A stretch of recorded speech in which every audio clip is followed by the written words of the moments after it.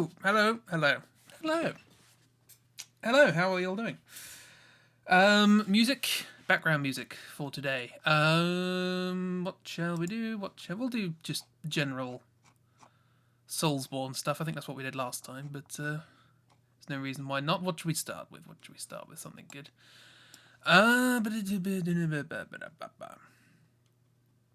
Ruin Sentinels. That's always a favourite. Where is it? Here it is. Yeah. Good. Let me know if that's too loud or too quiet, etc. How are we all? Well, I trust. Sorry, my chat's in a different place today, so I'm trying to work out the best way to organise things. Sorry, Dark. I missed all but the very start of your stream. Poorly organised today. Been studying all day, so that's a shame. But good things will come of it, I'm sure. Hello, Miss. Thank you for the panda. It's good panda. It's a good friend. So today we're carrying on with this is another chill stream. So, you know, feel free to have this on in the background or whatever. It's just going to be me obsessing over tiny details. Although I might do some drawing today. Who knows? Yeah. So we're carrying on with the thing we started last week, the Bloodborne Meet the Artist thing. So let's sort of move on over to this. This is the file. So we're doing a Meet the Artist style piece, but we're trying to emulate the Bloodborne character creation screen as accurately as I can be bothered. I did have a cut-up version of it here, so this is what the actual thing looks like, spliced up and moved around to be better proportions for my purposes. We do have to do the thing at the background as well. I forgot about that. Yeah, and we're trying to get it as accurately as possible from scratch. So, you haven't been able to do your Atlas Toby yet, so you do have it sketched out though. Marvellous. Well, hopefully, if you have time, you might be able to do it while I'm doing this. I don't know. If I were to face this way, can you hear me clearly, or do I have to face this way in order to do that? I'm a unprofessional. I'm just kind of sort of looking different ways. It doesn't matter too much. I can move things around. Yes. Also, if you have any ideas as to the other things I can add to this, that would be great. Face what way or what way. If you couldn't hear a difference between me saying those things, then everything's fine. Tad bit quieter, but you can still hear me? Wonderful. Okay, I shouldn't have to worry. I have a tendency when I'm talking to you, as it were, that I just look at my microphone, which is now on the opposite side of the desk to where chat is. You don't need to know this. I just need to know whether or not it's, you know, going to cause issues with sound. But by the sounds of it, it won't. So we're good. Okay, so what I have so far is my name, which is fairly obvious. Gender, age, origin, appearance. I added that a second ago because I always like the phrase barbigerous blusterer. I think it sums me up relatively well. Primary weapon, Wacom. Secondary weapon, my guitar. A bunch of stuff for inventory. I wasn't sure about inventory. I've been looking at these Meet the Artist things, and they tend to essentially have two components: the likes and dislikes thing, and what's in my bag. And now the problem is I don't have a bag, and basically all I carry around are like keys and handkerchiefs. So it's not really particularly interesting. And likes and dislikes, I tend not to. Somewhat ironically, I tend to dislike that way of defining yourself, so I'm trying to avoid that. So instead I'm just using my inventory as a kind of things about me, things around me, methods with which I attempt to do things. I've also added insight to balance out arcane. By insight I sort of mean, you know, sort of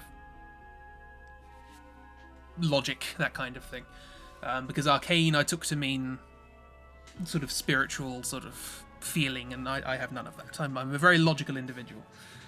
Yeah, so I don't know what else to put in my inventory because I don't really have an awful lot of stuff that I have my instruments, which I've basically covered with by including my guitar here in a slightly explicitly nerdy fashion. But yeah, it's just mostly sort of, you marvel at people who can function without bags. I do tend to carry around a satchel when I have to go places, but that's just to keep like a hat and headphones or whatever, and yeah, don't know. Some people have pockets. I do use pockets, yeah. But like I say, I tend to just keep knickknacks and stuff like that in them. Some people, you mean dudes? Yes, unfortunately, the fashion powers that be have dictated that anybody who is not male may not have pockets. Because these things happen. I don't like this alignment. This seems very off. I don't know what's accurate anymore, but I'm going to go with what I feel looks nice. So if I just move these along a bit,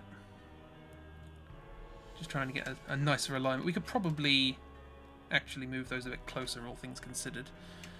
We can also play with proportions a little bit more if we want to. Maybe give a bit more space for inventory. What are pockets? They're like bags, but they're sewn into your clothes. Oh, this music. I just associate this music with constant and annoying death. It's the bed of chaos, if you don't know. I don't know, I think I'm fine with that. Should I include height? Is height... I've been looking... I've had a quick scroll through the sort of meet the artist sort of things. Just literally typed meet the artist into Google, see what comes out. And it's mostly, you know, sort of star sign, age, height, likes, dislikes, and what's in the bag, you know? I ain't got nothing in my bag. Some of them put an awful lot of information on. I think I'm gonna keep it relatively slim because I'm not a... I don't know. It's up to me, it would fill space. I don't know. It looks like you could put something else in the top part, couldn't you? So we could do that, unless you can think of anything else.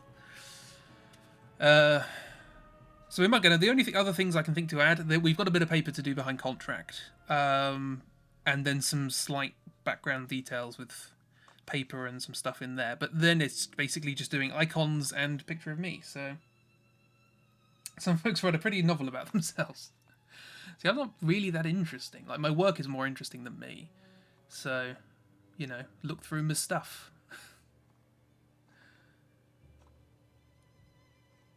I just wanted to do this because it seemed like an interesting idea. And I stole the idea from Weird. Right. Sorry, I'm still flicking through some more. I should probably actually show you some of these.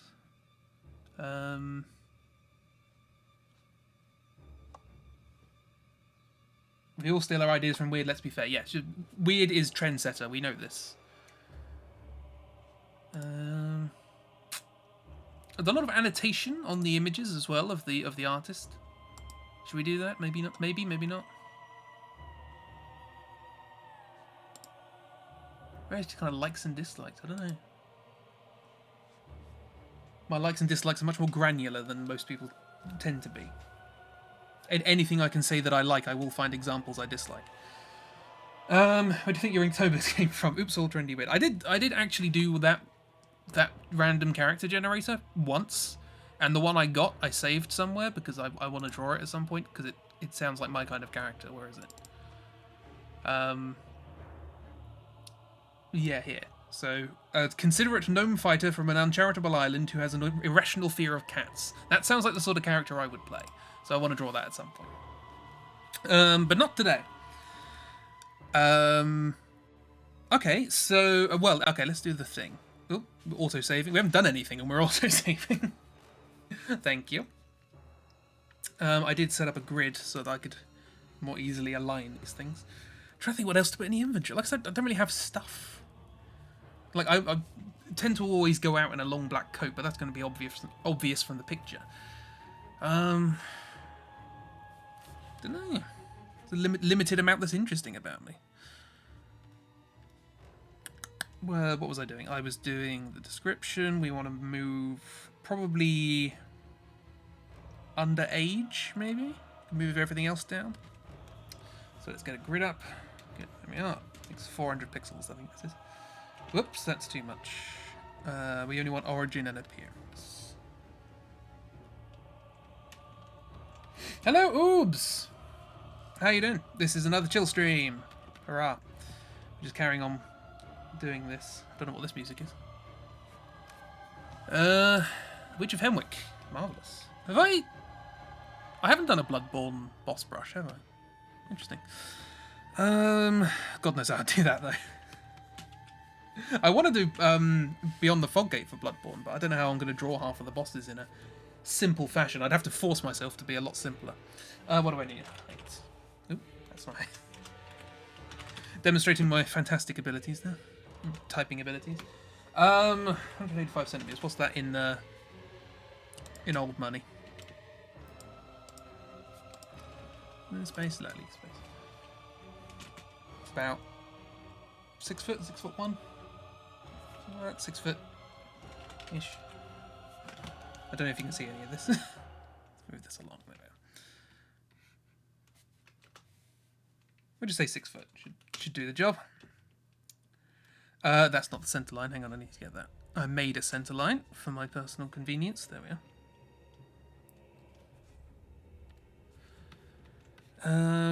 Yes. Good. Okay, well, that takes up some space. And some useless information about me. So, yeah, how's your day been, Oobs? Has it been good? What should we do? Should we do a picture of me, or should we do some fiddly details? What else? What else is... You know, I don't have like a favourite console. I don't have a... You know, guitar's my main instrument. You're trying to draw but failing. That sums up approximately 95% of my existence.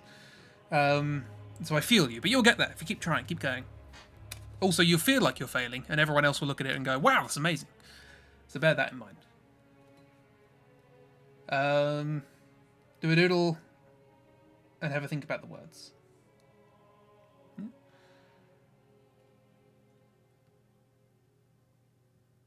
I don't know. I'm uninterested. This is what I'm working out so far, having spent 2 hours on this, is that I am quite uninteresting as a person. I hope my work is more interesting than me, but you never know, I suppose. Okay, let's have a crack at actually drawing me. I won't draw it on this because there's already a lot of stuff going on. I'll do this in a separate file, so let's just copy that. Might take a while. Okay, that's good. And let's just open up a new thing. Yep, saving. I know some interesting stuff, but my life is relatively straightforward and uninteresting. I don't really have many quirks or intrigues. I don't know, it's just... It's hard to come up with things on the spot. I mean, I've had a week to think about this. Not confident in trusting the folks find you or your life interesting. I mean, maybe, I don't know. I'm a cult leader. No, that's the cult. The cult has disbanded. We know this, and it was never a cult to begin with. How much time did I actually spend thinking about it? Well, 2 hours last week and 19 minutes this week. So, right, let's open up a new thing. There we are. So this is the canvas I have to work with, slightly oddly proportioned. Let's make this bigger because I like doing things bigger. It's going to be a big one. Cool, we don't need that explicitly, just to make sure that it sort of fits eventually. Right,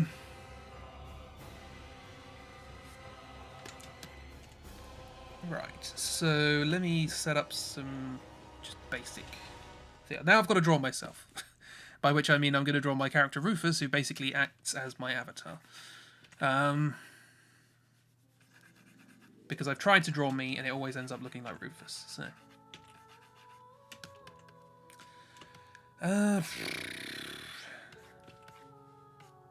well, I've got a hunch. I should probably. I'm trying to correct it as best I can, but it does exist. Also, probably won't draw this to proportion. No one else does in these things. I'm always leaning on one foot rather than the other. Hands in pockets.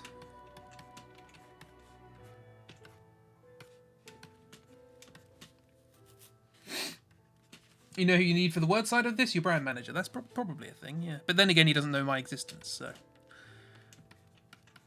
Again, he knows from my work, not from my life. And my life is mostly doing the work. That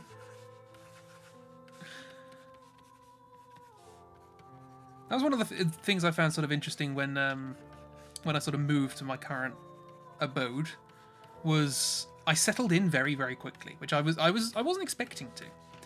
I was expecting it to take a while, but I kind of worked out that so long as I've got my sort of stuff, and by stuff I mean instruments and computer and that sort of thing, I don't have a Halo, don't worry. The stuff that I use to make stuff, that's enough. That's sort of home-ish. Yeah? I was going to say work and life are different. Yeah, I don't really... You know, because I have melded my hobby into my work, or one of my hobbies into my work anyway, there's been less of a boundary, which I'm trying to reclaim, because one of the things I do miss is looking forward to stuff. Back when I was at uni, doing maths is not a recreational thing for most people, so, and I would have drawing or music or whatever to look forward to, something to do when I'm finished with my work, and as an incentive to get my work done quickly.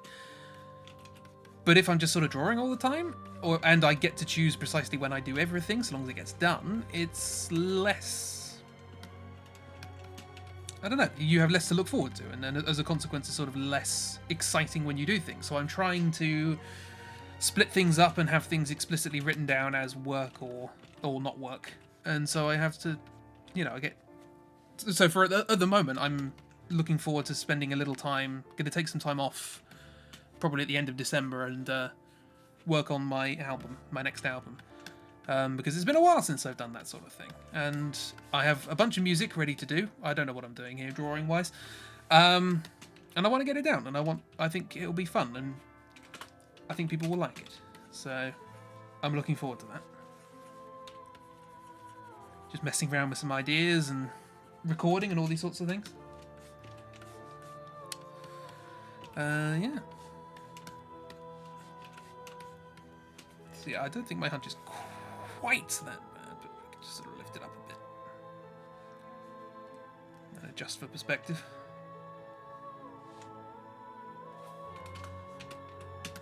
Fix that posture. I mean, I'm trying to on a day-to-day basis. I'm not exactly the slimmest person in the world. We were discussing this earlier.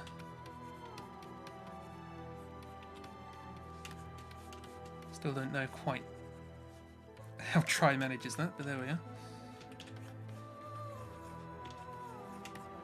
are. Yeah, my understanding of proportion is limited. My understanding of posture and anatomy is limited. I'm not very good at drawing humans. And as is evidenced by my my challenge this month, I'm not very good at drawing horses either. Something like that. This feels very off. I'm just fixing it as I go along. This is not a good drawing day, it seems. Things aren't flowing very nicely, but, you know, we fight for it. Haven't done a lot of drawing today. Mostly admin. Pretty good at drawing horses. Yeah. I was relatively pleased with today's one. Unfortunately, no one will see it. So yeah, I'm quite sort of vaguely rectangular in body shape.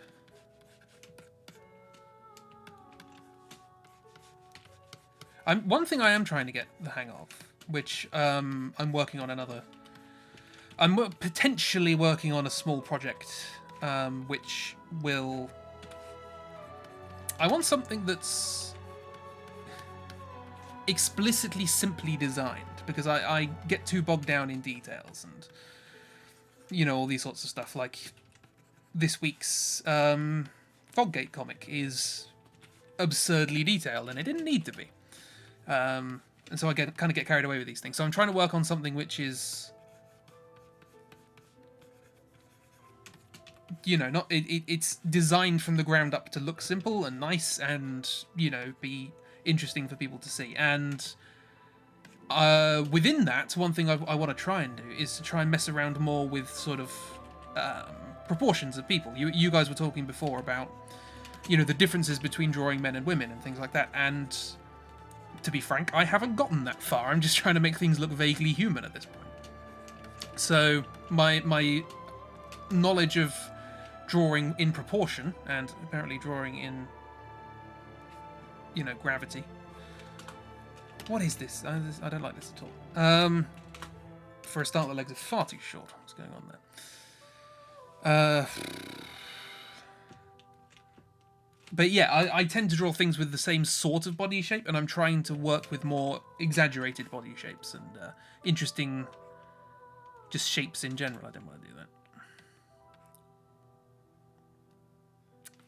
Okay, so how do I fix this? Need to get that Discord lesson going. Yeah, I'm intrigued in that premise. I do like the idea of that. Because I am not really one. This is the thing I've sort of discovered when I did the Patreon thing on how I do lighting. I'm wondering whether or not I can sort of bring this back.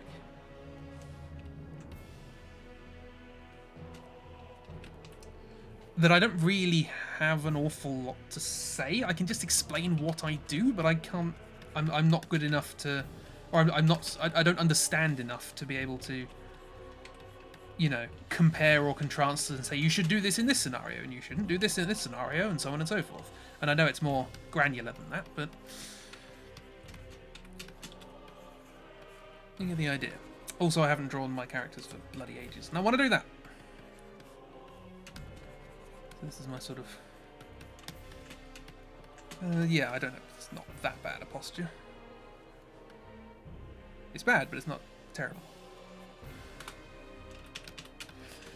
People are just busy, and with people you mean me. Everyone's busy. Life doesn't stop. It just keeps going. And you've got to try and work out what to do in that time that is very quickly vanishing away. There's a song about that on my next album. Which I will work on soon.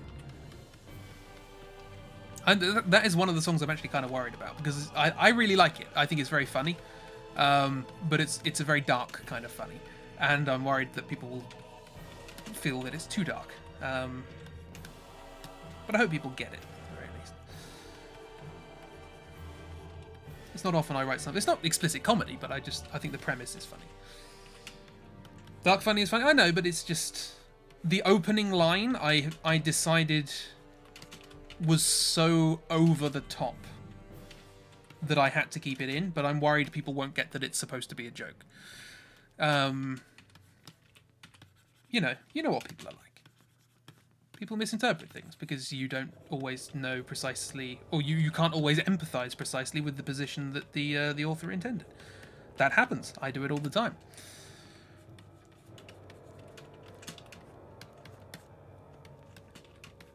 So, yeah. Anyway, that's the thing. Enough time. Track 2, probably, on the next album. Would have been 3, but I worked out relatively quickly that I should probably not include the song made entirely out of clips of Monty Python on a commercially released album. Might get a few copyright issues with that. But I can always release it for free. As a supplement on my website. Until I get a copyright strike. Or copyright takedown. I don't mind if it's like an explicit cease and desist, that's fine. I just hate automated stuff.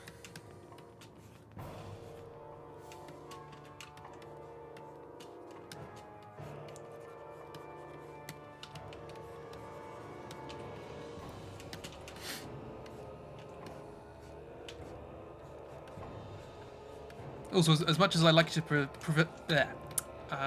what's the word I'm looking for? Present. Yes, it was present. As much as I like to present myself with this sort of worried look, I tend to look more... Have I mentioned this? Resting serial killer face? It's if you've ever heard of resting bitch face, it's the same sort of thing, but with serial killer vibes. That's me. Whenever I'm deep in thought, I look like I want to kill someone. I don't, obviously, but... I think Thursday you'll probably do your version of Drawing Men v Women. It'll be a good relax time. Marvellous, I look forward to it. Like I say, I have very little to contribute to that particular discussion, although I want to learn as I go along.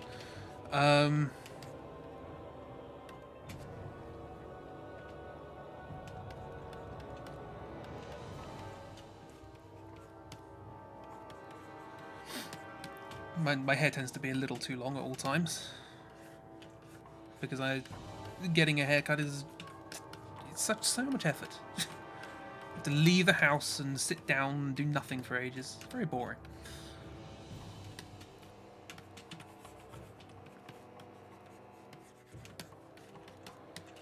Okay, so should I do... I suppose I'll do this in the outliers sort of eye shape. I haven't done this for a while. I need to get back onto it. Well, so one thing I've decided is I don't...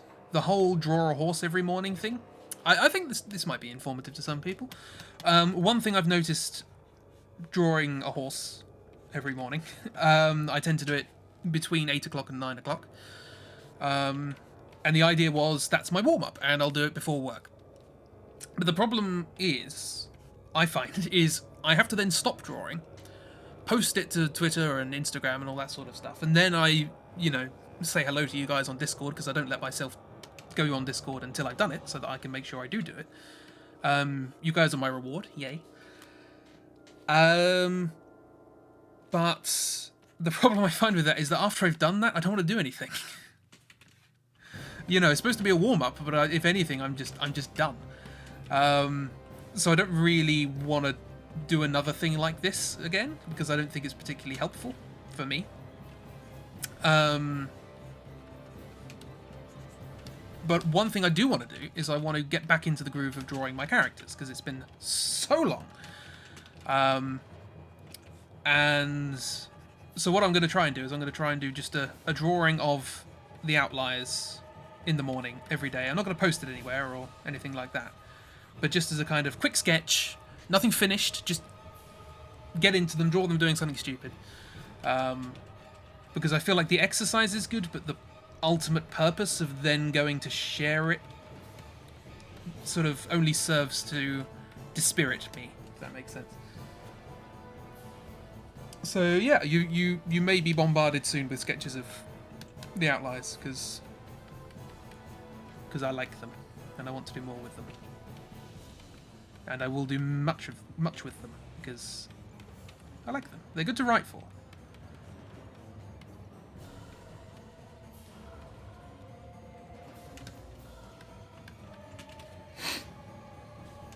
The outliers are cool. I like them, but they're not cool. They're called outliers for a reason.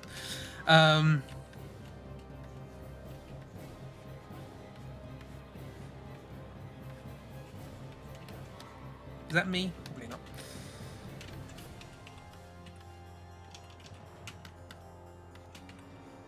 I've done this all far too zoomed in. Lots of flipping. I tend to sort of smile with my mouth rather than with my teeth. I tend not to smile. If you were to see me out and about, I wouldn't be smiling, generally speaking. Although, sometimes.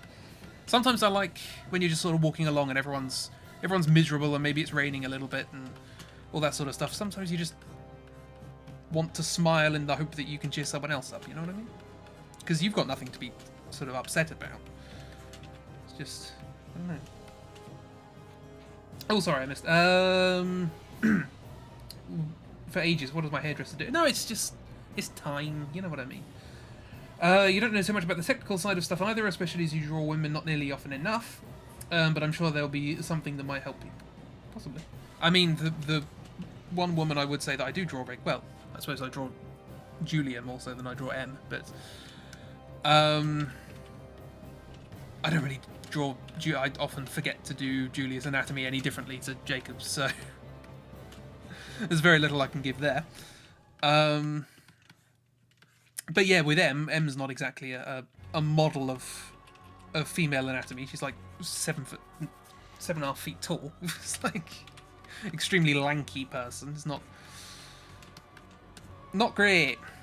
I did have some other female characters, but they weren't interesting to write for. This is the thing with the outliers. They exist because they were interesting to write for. I never meant them to be a group. M is goals. I love M. M's great.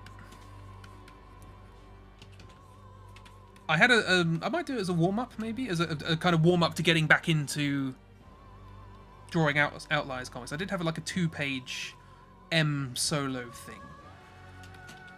Might get me back into sort of drawing in that style. You woke up again. Hello, Try. How are you doing? My hair's relatively flat. Blair. Oh no.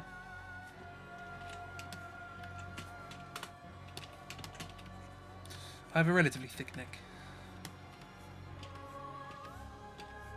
This is Aldrich, isn't it? Yes, I know that because it's like the Moonlight Butterfly, by which I mean Gwendolyn. But different, because Aldrich is done did eating him. Them. I'm very confused as to Gwendolyn's gender. I think it's him. They refer to him as him in the stuff, but raised as a daughter, but not necessarily identifies as. It's complicated. Trying to turn into a vampire. Oh no. I guess this sort of general pose, I reckon, is probably how you would see me if you were to meet me in the street.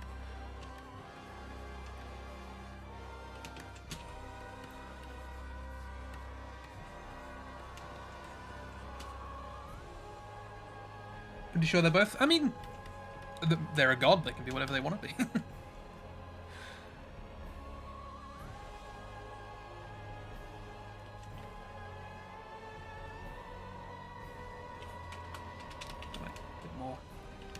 Bit more emphasis on the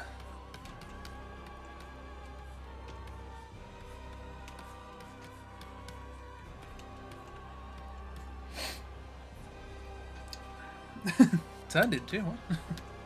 Sorry, didn't I explain?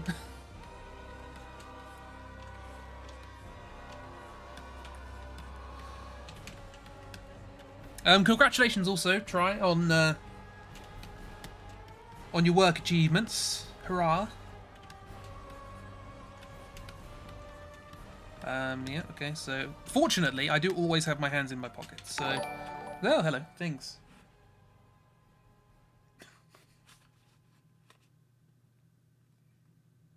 Okay, that's an interesting one.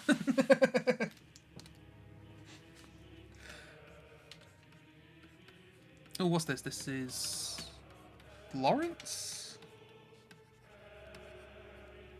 I played more Bloodborne today. I did a bad thing, by which I mean...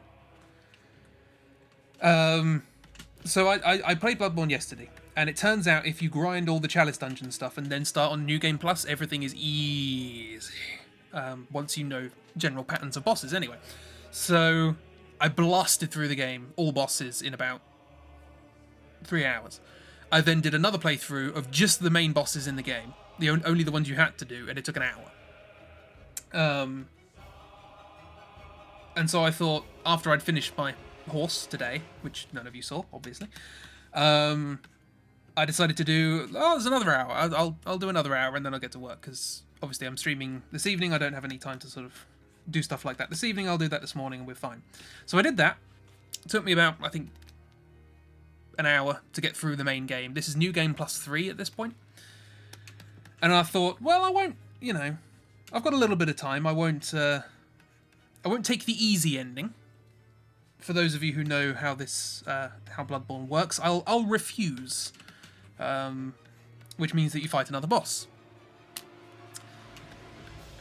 It took me an hour to beat that boss. So yeah, I wasted a bit too much time today playing Bloodborne. It was fun, but should have done more work. This is why you don't do stuff like this in the morning. It really doesn't feel, it feels off-center in some way. See if the legs are too long. I always draw the legs too short, so when I draw them longer, it doesn't work. I don't think they're wide enough as well.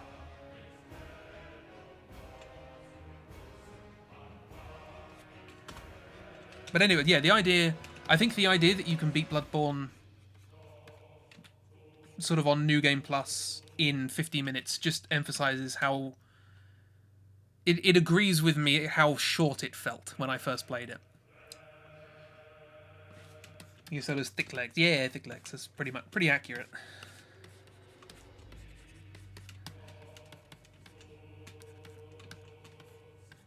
It's pretty straight, actually. I was having bloody trouble with hamstrings. Anyway, okay, clothes. Okay, so I've done my hair. Do I put my hat on? I usually do wear a hat out and about. I don't have to, I suppose, but...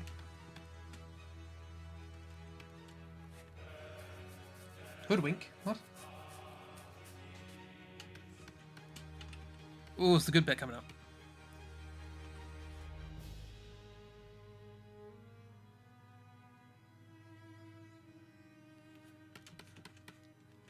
Is that a viola or a very high-playing cello? It sounds very nice, whatever it is. Love a good viola. Viola's better than violin. Controversial opinion. Put on a hoodwink. What's a hoodwink? Is it just like a hood? Alright.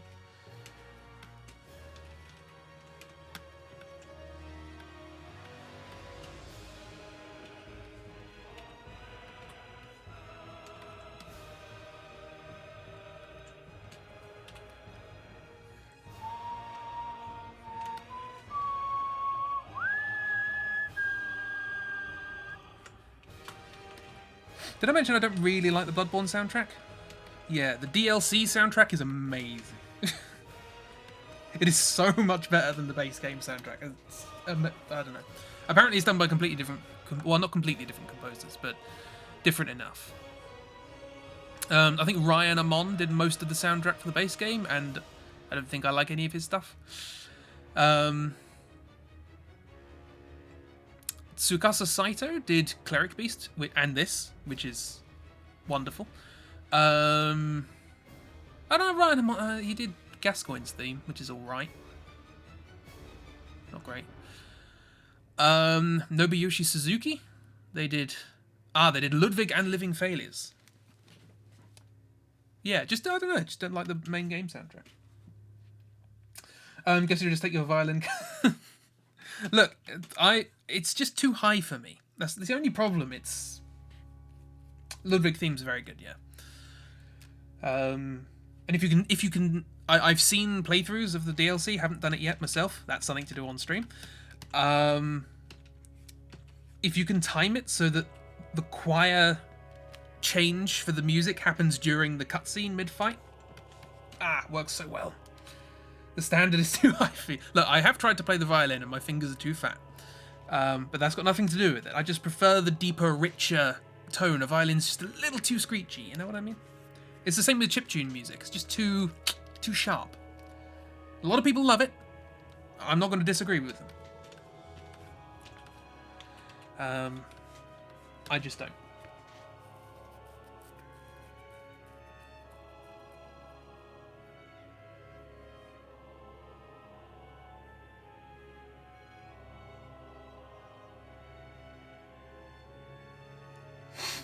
Is that why most of my playlist is male vocalists? No, I just don't really... I don't know. This is when I heard you prefer... Was it you who preferred female vocalists? I sort of thought back to the music that I listened to, and it's mostly male, isn't it? But I don't think that's not a conscious decision. I just can't really think of many female vocalist bands I know, to be honest.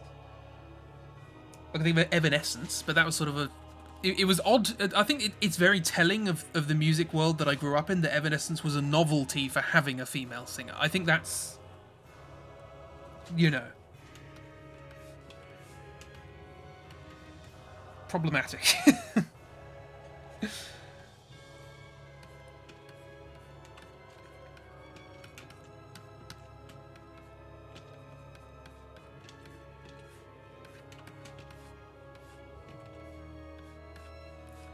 So yeah, if you can recommend good bands to me with female singers, I'm certainly be on board. It's just circumstances beyond my control dictate that the ones I have been exposed to had male vocalists, or they were, you know, the female vocalists were not like the female equivalent of a male vocalist. They were like opera singers, or, you know, something different, which I feel is. Can you call me out real quick? You're welcome to. People can do it all the time. Oh, Lady Maria. This is an alright track. Yuka Kitamura. The problem with this is that it is also every track on the Dark Souls 3 soundtrack, because I believe Yuka Kitamura was the main composer for that, and they don't have a lot of variety. You can look for female lead bands if you want to. Yes, but the problem is that I have yet to explicitly search for music and find anything I like, ever. It has never worked. I've only ever what's the word? I've only ever stumbled upon it. I've only ever what's the word? Serendipitously. I've only ever serendipitously found music I like or have been recommended it. So I've tried. I've tried various different sort of permutations of, types of music and singer, and this band sounds similar to a band you like, and I hate them, and it never works. Just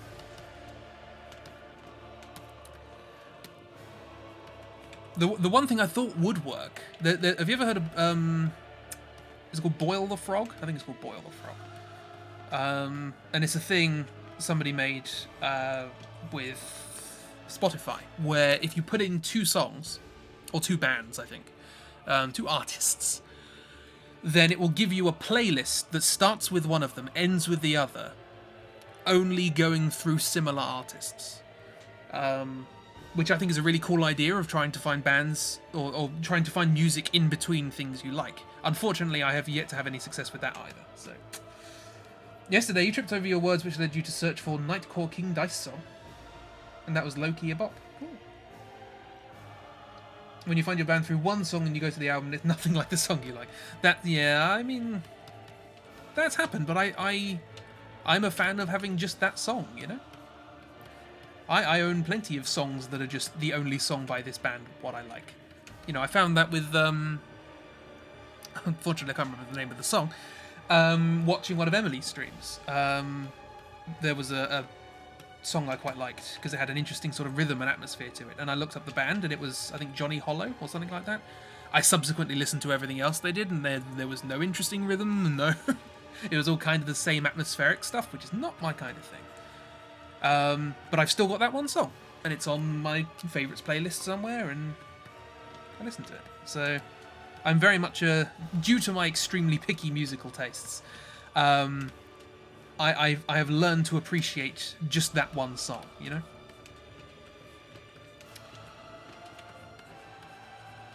But I get it is disappointing because you hope. Oh, is this going to be a good one? Is this going to be one that I can, there's going to be a huge discography I can search through, and then it becomes very quickly apparent that ain't going to happen. Some of my music is explicit. Do you ever factor words into songs you like? Not at all. There have been many occasions in which I've recommended music to people, sat there listening to it with them and gone, God, these lyrics are a bit problematic, aren't they? I'm purely music. Lyrics is something I very rarely pay attention to. Yeah, that was fun. That happened with Mindless Self-Indulgence once. Love the music. Those lyrics, though. I tend to have... I like shirts with sleeves that go over the hands.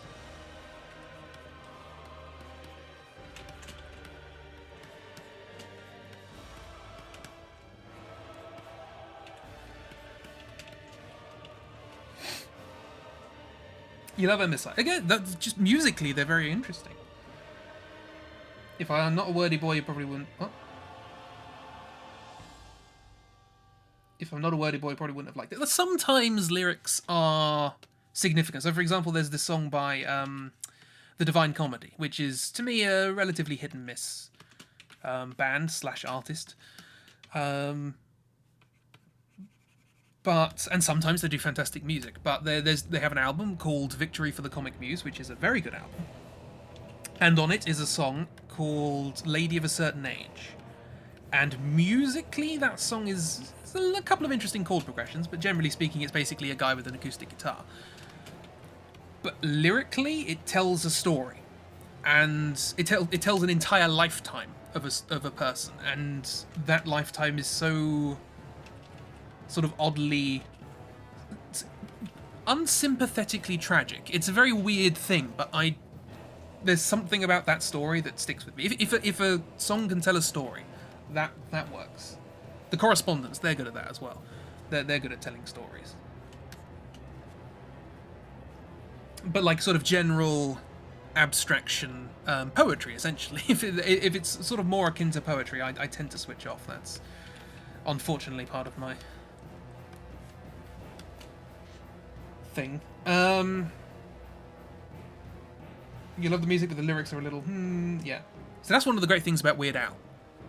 Is he takes songs, he's very good at copying the music, and then he writes his own lyrics over the top. So I can listen to, word crimes and not have to worry that the original is lyrically dodgy.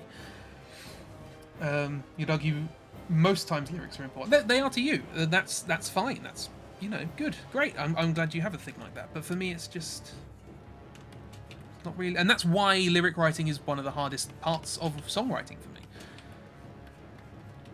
That's why for the first 6 albums I made, I wrote concept albums, because I didn't know what to write. So I just wrote a story. It was a crap story, but yeah, so I'm just not very good at these things. And my train song stuck in your head yesterday. I'm glad. A lot of people say they like that one. That was I had that riff for bloody years. Only managed to turn it into a song a couple of years ago. Yes, there's a song called Trains on my last album. It's a song about me and my dad. We used to take frequent trips to London. It was a pleasant time. You like She Runs? That's I'm glad. That's again, I feel a little bit exploitative about that one. I think I've mentioned it before.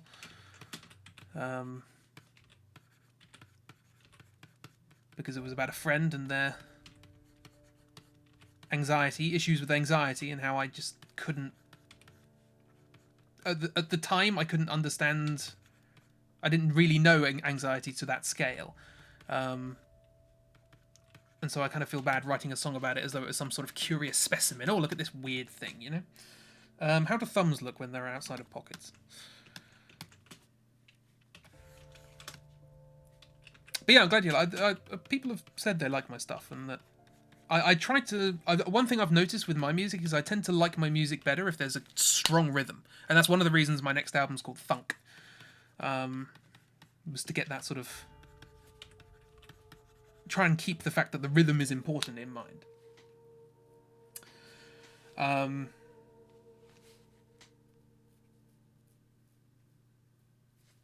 This is just random words. Cold, nice, exciting. I don't know to what parts of the conversation those words refer, but thank you.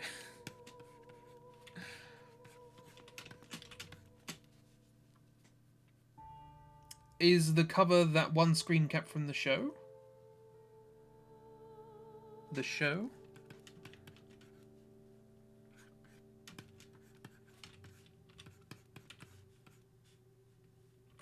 Yeah, I think it's a bit sort of flat at the minute.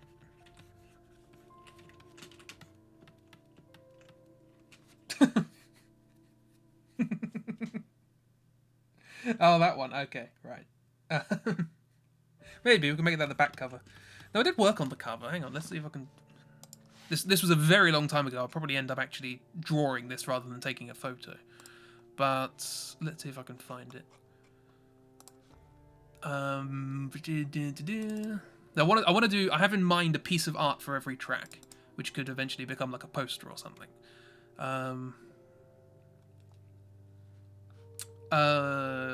This. I think this might have been it. Boom.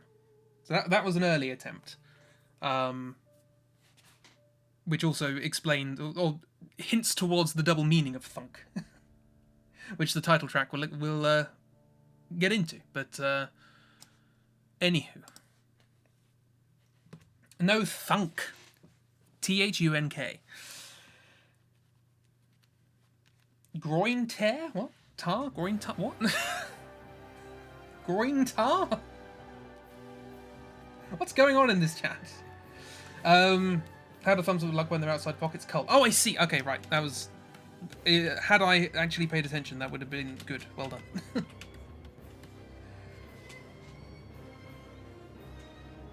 You like your groin camera? What? Oh, groin... Oh, I get it. Yeah, cool. Sorry. Look, it wouldn't be a crispy stream if I didn't misunderstand try at some point.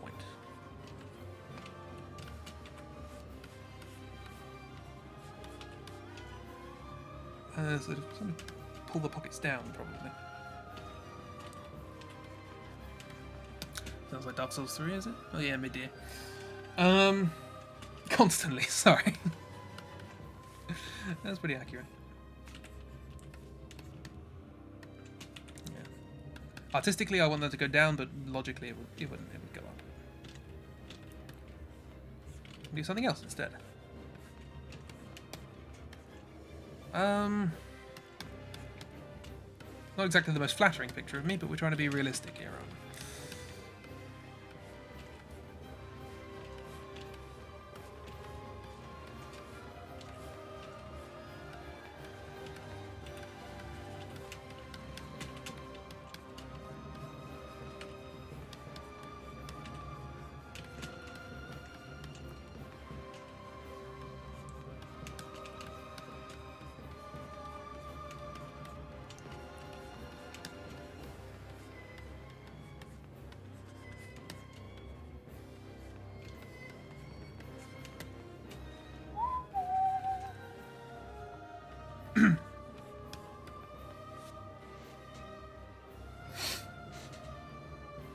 Try makes a reference to something Chris said. Chris confused. Accurate, I think. It's pretty pretty on the ball.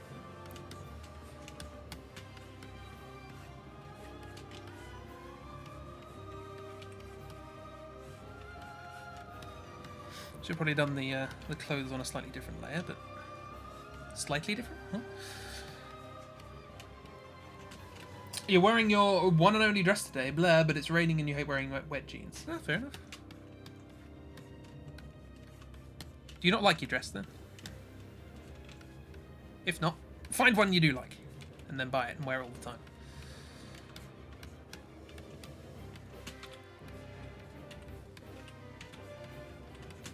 Your brain is just bleh? Oh no.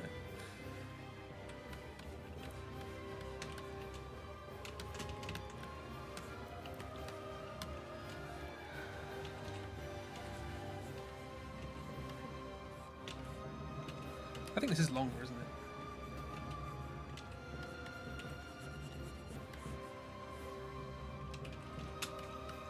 Maybe have that dangle down in front of the leg, because the leg's not poking forward, is it?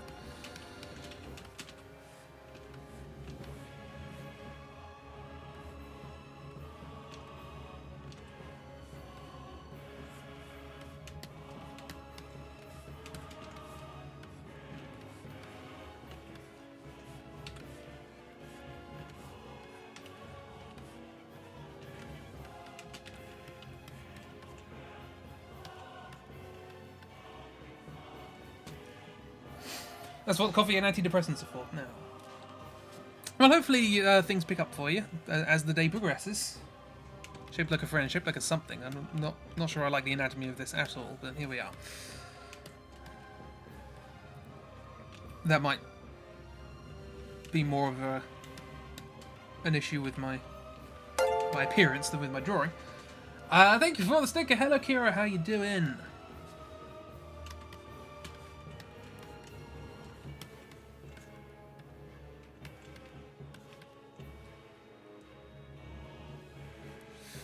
I feel like my shoulders should be broader than that, and also the coat makes them broader. So let's do that. I always underestimate the the thickness of clothing when applying it to a body. Also, that should probably go a bit wider than that.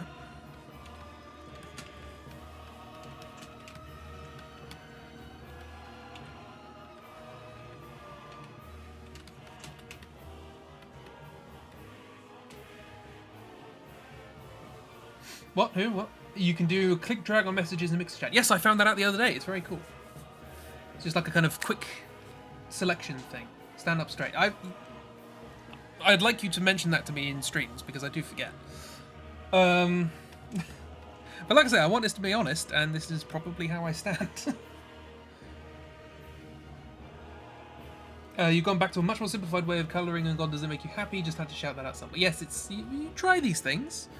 And yeah, I want to do that for Outliers. I want to work out a way of colouring that doesn't... Because I like my gradient, or my soft colouring, a little bit of soft plus hard colouring, but it's it's time consuming if I want to get into the detail that I usually do, so I think I'll have to go, and I'll have to replace it with just hard colouring, but then... Oh, sorry, hard shading, but then I want to make sure the colouring is good, because my understanding of colour is not fantastic, and I think I need to do that in order for my shading to look good. I need to actually get the right colours first, and then shade properly. Can we please... draw a horsetail, sure. More Outsiders is coming. I've written... well,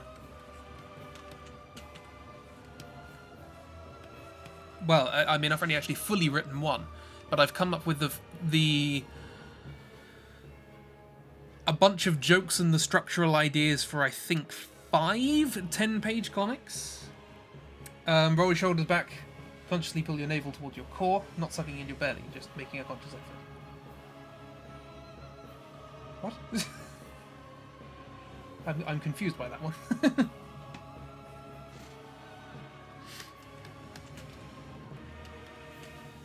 But yes, Outliers is... The next Outliers project is going to come after Foggate. I want to get Foggate done as quickly as possible, which should speed up once I've done this week's comic. And then Outliers is the next on the bill. Although I have an idea for something to replace Foggate, which will be quicker to make and easy to make regular, so that I don't have to worry about releasing Outliers quickly. So I can just release it in one go. Because that's the problem I was having with the... I want to do the Stanley Parable thing. Why we didn't finish the Stanley Parable. But I can't release that page by page. It has to be in one go. So I'm a bit sort of worried about that. And that's a bit better, because then the arms are a bit like that. Also, it's sort of... all these lines... I'd never quite get folds and how they work properly.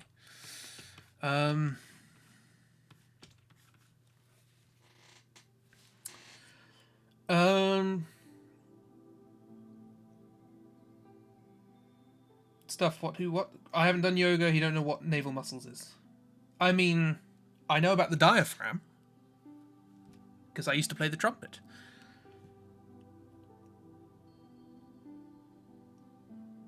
You can already kind of imagine why they didn't finish that game. Yeah, I mean, yeah. I also have a song about the Stanley Parable on the next album. It's called 427. Look forward to it. There's also a demo of it on my SoundCloud if you want to listen to it now.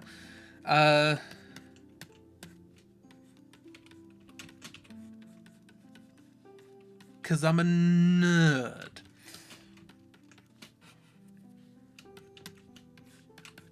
Because I think it was going to be on the last album. But then I cut it because it didn't fit. But it fits in this one. So, they started doing yoga classes at work, but the teacher is really intense and it overlaps with your punch. Yeah, punch! Right. You finished your Atlas Toba, hurrah! I've missed a lot of chat, my apologies. What's replacing Fog? That's something I'm working on. I'm not sure about it yet, but I'm going to do lots of drafts, and I'll probably throw pictures at you to say, does this work? Does this look good? You will see things eventually. This is so not the proportions I'm used to working with. You know, my first inclination is to go, hey, big head. So that immediately looks better to me. Screw it, let's do that.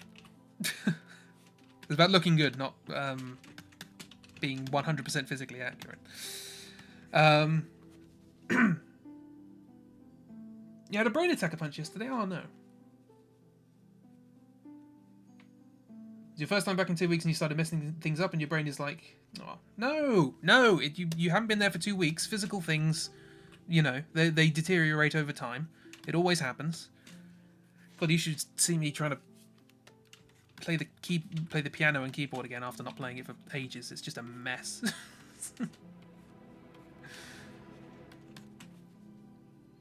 Good, because you think your legs are still too short. Yeah, I mean, I always do the legs too short. Like, that is a thing, but the problem is whenever I go, okay, that's probably more physically accurate, I just don't like it. You know? Meet the artist is also there to show off the artist's style. I mean, yeah, true.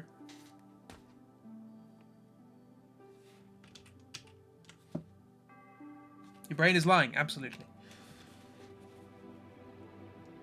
So you are not an embarrassing failure. You are, in fact, a wonderful plamp. Who is a good friend, who is strong and is good at many things. And your brain should not attempt to convince you otherwise.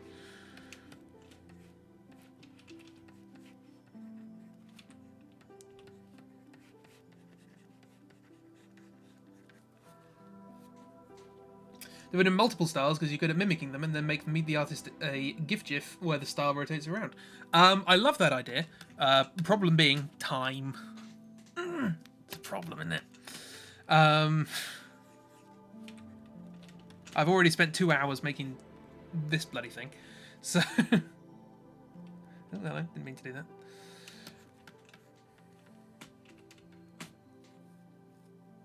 Don't play Bloodborne for 7 hours. It was 2 hours.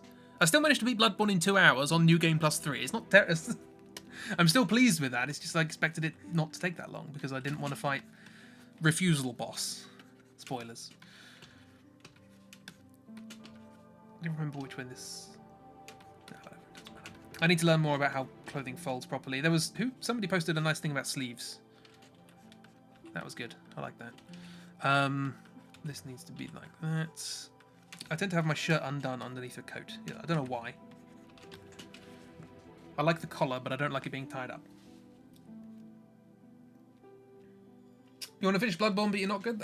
I intend to do a playthrough at some point, if that is any consolation. Because I really like that game and I want to show it off. It's very good! It's a shame it doesn't have a system... It's a shame it's not moddable. That's the main problem with Bloodborne, is it's on a console. And as a consequence, people can't mod in an easy mode, which is what the game probably needs. Like Sekiro, they modded in an easy mode for Sekiro. And a lot of people said, oh, it's breaking the point of the game. And it's like, well, that's what a mod's for, isn't it? Mods are generally used to make a game something that it isn't. Great. If it can make more people enjoy it, great.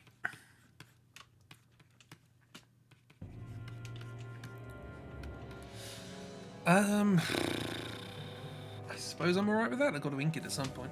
It's an hour to the sketch. I don't know what's going on with my eyes. I won't fix that too much now because it'll all go wrong when the line art happens. Every now and then with those games you hit the kind of flow where you're like, yeah, I really feel like I'm making progress, and then you get shunted back into Cabbage Town. I get that. Yeah, I mean, that does happen. I can't really say to the contrary at this point because I have played so much of those sorts of games that, and by those sorts of games I mean Dark Souls, that my perspective on this is skewed. Really don't get people who don't want people to enjoy a game. It's an elitist thing. It's silly. I'd say that as somebody who has played hundreds of hours of Dark Souls and Bloodborne. It's people who say, oh no, you should play it on the difficulty regardless of how stressed it makes you or how fumbly your fingers are. It just doesn't matter. You need to play it like this. And it's like, no. Games are for enjoying. They are to be enjoyed. Now, what pen do I use? There's an interesting point. Do I use my patented crispy pen? Which has a lot of smoothing on it at the moment. Change that. You play Frostpunk on easy mode because you want to chill with Frozen Citizens. I used to play... I try and play on normal, generally speaking, but if I know a game's going to be difficult, I'll start on easy. I don't see why not. It's there for a reason. Do we use the very, very blotty one, which I use for the Inktober thing, or the Jocktober? You wanna chill? Oh yeah. Or do we use the very, very smooth turnip pen, as it's known? Which to go for? Which to go? I think probably slightly crispy. Slightly crispy. Let's do that. Okay. Let's see how badly I can muck up the sketch. Already the line art is thinner, and as a consequence, is going to cause problems.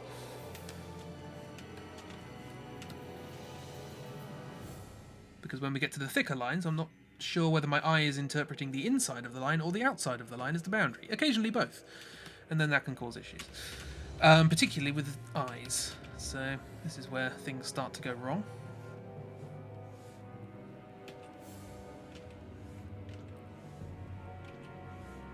Have I ever done a drawing like this on stream?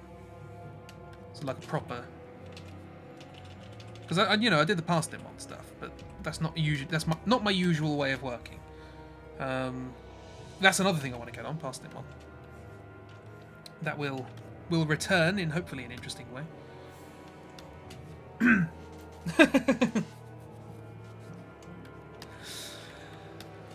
Thank you for your enthusiasm, Try. What music is this? The Lost Sinner. Don't rate that track. Right after the Ruin Sentinels as well.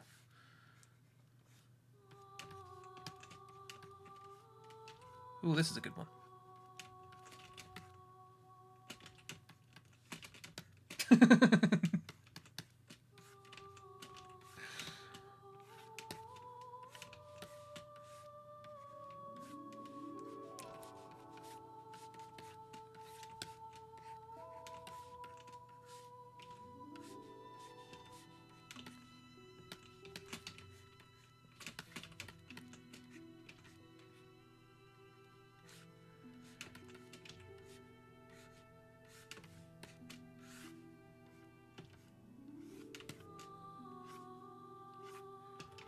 I wonder if I just thought of this. Sorry, I can't remember what made me think of it, but like the Dishonored UI has a sort of very nice distinctive style. I think Dishonored 2 has a different but also distinctive one. It might be nice to do a sort of imitation of that somewhere. If anyone else wants to do a Meet the Artist who likes Bloodborne. Not Bloodborne, Dishonored. Dishonored. Do a lot of games seem to begin with D? Can't remember where I was thinking this the other day. Seems an oddly disproportionate sort of letter for games to begin with. Dynal Fantasy, yes. A lot of games begin with D. I don't know, it's just when I was thinking about it, I was... I like to do that thing where you're like, oh, think of one thing for each letter of the alphabet, or whatever it is. Think of a game beginning with every letter. There were just loads of candidates for D. It's like the Dark Soulses and the Dishonoured's and the Darksiders, Diablo, Doom. Just seems like a sort of... I wouldn't have expected D. That's all it is. Like S, fair enough, whatever. R, sure. D? Dragon Age, Dream Daddy, Devil May Cry. That's another one. Dragon's Dogma. Dig Dug.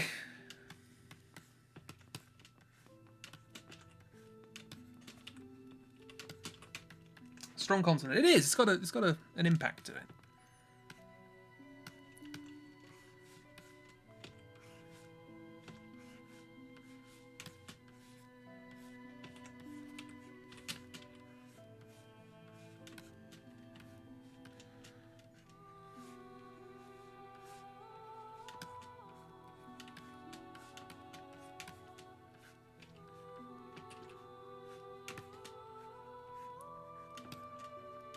What's your favourite game beginning with D? Sorry, I just imagined that video that was posted in Discord of Jonathan Frakes, is it? Just asking random questions, and the caption was the streamer trying to keep the enthusiasm of the chat up. What's your favourite game beginning with D? Can you think of the tallest man you've ever met?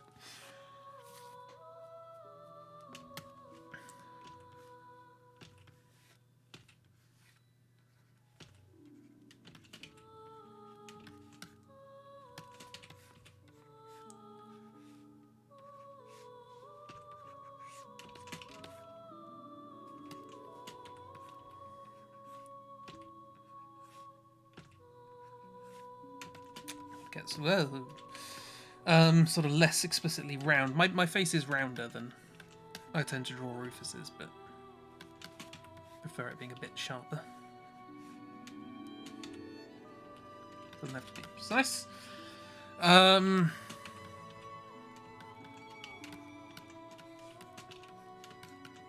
Also, I got an advert today for Luigi's Mansion 3. How long ago is it that they made 2? It doesn't feel like that long ago, does it? And the novelty with that was that it's been bloody ages since the first one. We're already making a third. Who would have thunk it?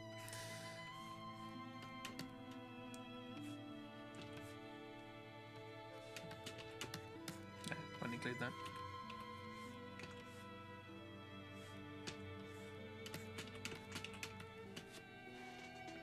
Luigi's Mansion was for the Wii U, was it? I thought it was GameCube. Or do you mean 2? Was it every self-portrait you've ever done then looks in the mirror? We're supposed to make them look like ourselves. Not really. Like I say, I'm drawing Rufus here, basically. But, and also, that's not that line, that's this line.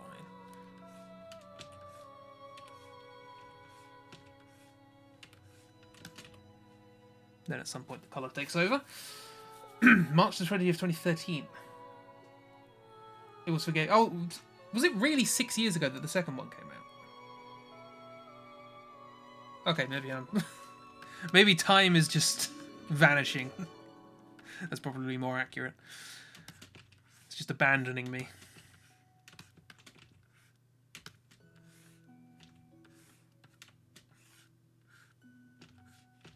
Tangents.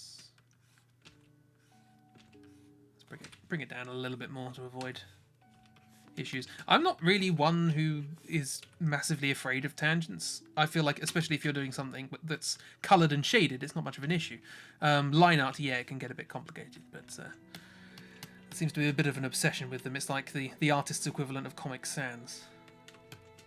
It doesn't really matter.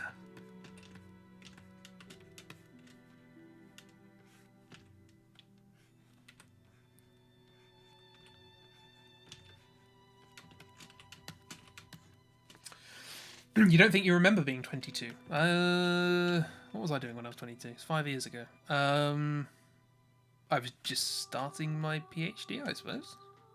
Blimey. Is that really that long ago? Oh no.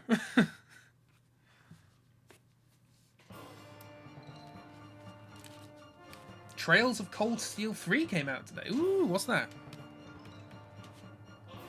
I like Comic Sans. I mean, I don't mind it. Apparently, it's good for people with dyslexia. I just don't see... Like, I get that it's ubiquitous. I feel like there are much more offensive fonts out there, like Papyrus. But all you remember from that year is babysitting your nephew and caring for your parents.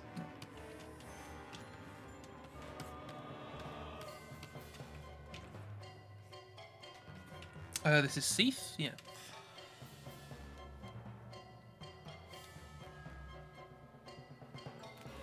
I don't hate violins. I just prefer viola. I feel like violins are definitely overrated in as much as the lead violinist tends to get bloody centre stage and all that sort of stuff. Let other instruments have a go.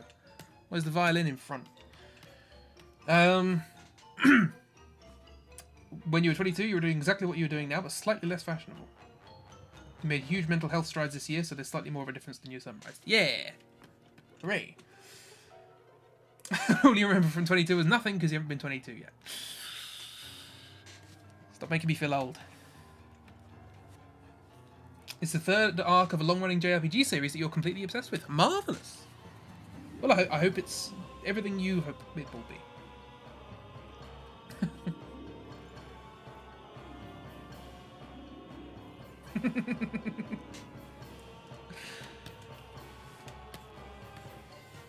Look, try. I can feel old, and you can feel young, despite the temporal reality. It's all about how you feel. I forgot there is actually a sort of split on this side of the... No, there isn't. That's my jacket, that's not my coat. Okay, don't worry about it.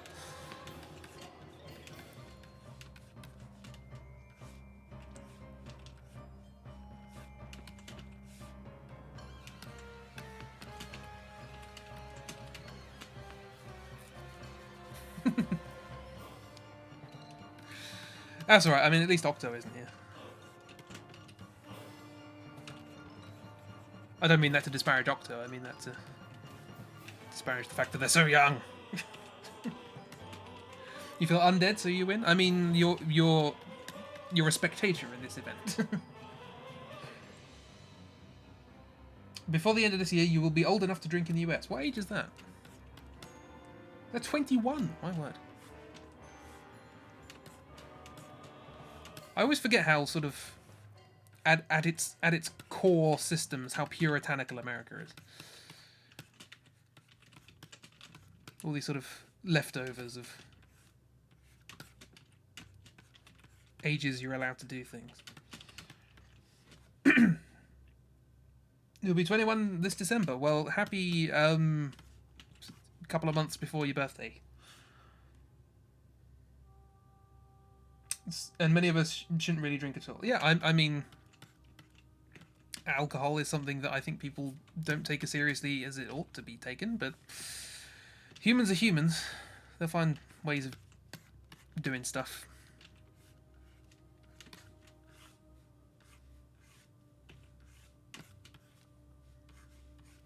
For reference, I don't drink, but I don't mind people drinking.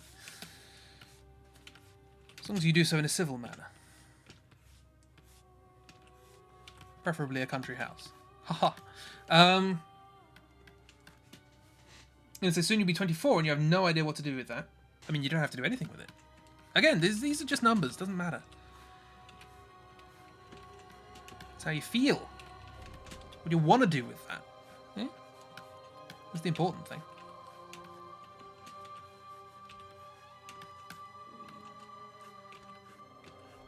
I need to learn more about clothes and pattern making and stuff like that so that I can get seams right on these things.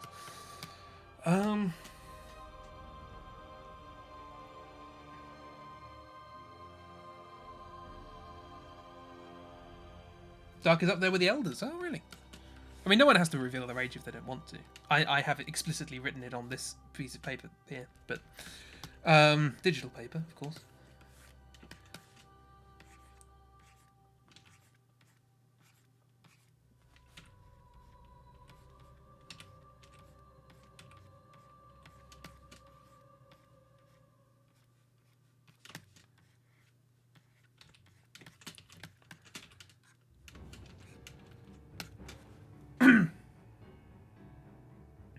You haven't done anything for your birthday in years. You're just happy normally to get the day off. I can't remember the last time I did anything particular for birthdays.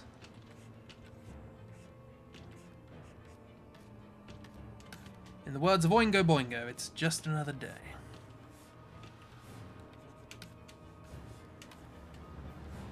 Oh, Have I? Oh, I missed it. Oh, bugger. Oh, hang on.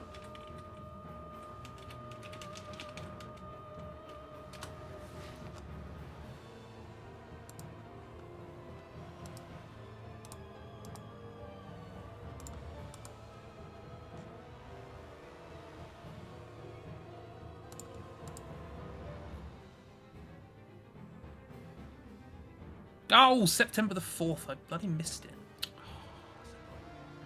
So, as of September the 4th, I was 10,000 days old. I was going to do something for that. Oh well, there we go.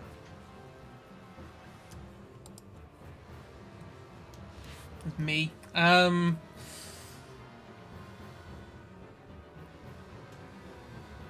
Is he? I streamed. Yes, I did. Yeah, I played Rayman, if I remember correctly. That was fun, hanging out with you guys. But then again, I do that a lot of days, so...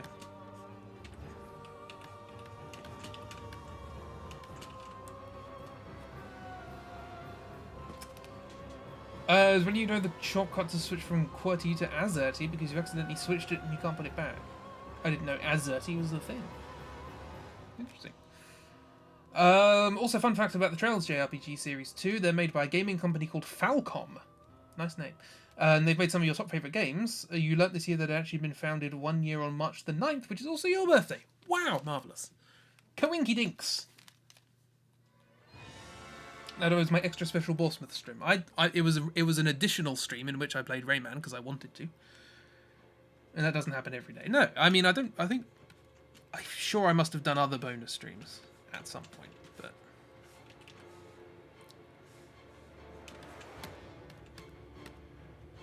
This is a Bloodborne one. What's going on with this thumb? It's sort of more the rough shape. No, that looks awful. Screw it. Let's draw the whole hand. Let's get a proper idea of this. Okay, so if all else fails, do it properly. And by properly, I mean the weird, assumed way that I've kind of worked out how to do it. There's this here, and then this sort of goes out like that. Is that the right sort of size? Bit small. The Bloodstarved Beast, yes. Yes, it is. I don't like this one. This bit's nice.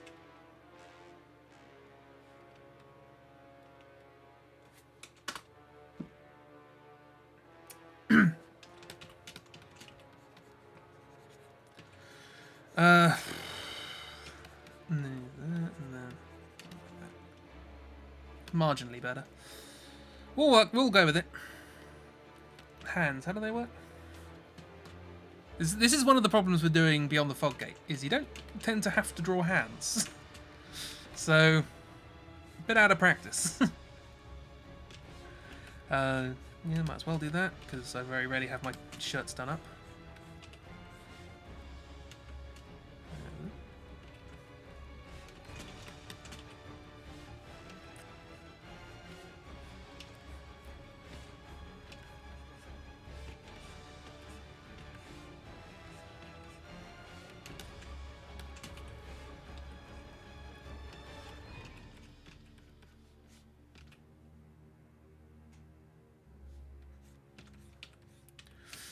I know, like, the main problem with this is that we don't get the contour lines, and as a consequence it doesn't feel right, but at the same time, it doesn't feel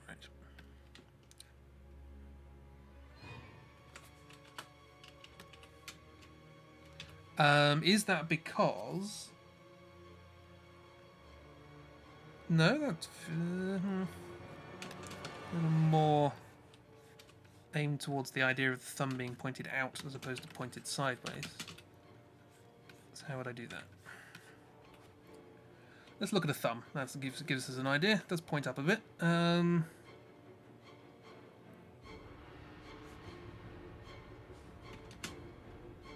okay, that's interesting. I've just misinterpreted what a thumb looks like altogether. See? These things happen. There's a little bit and then a little bit down there to come back like that. Sorry, I'm just talking to my thumb at the moment.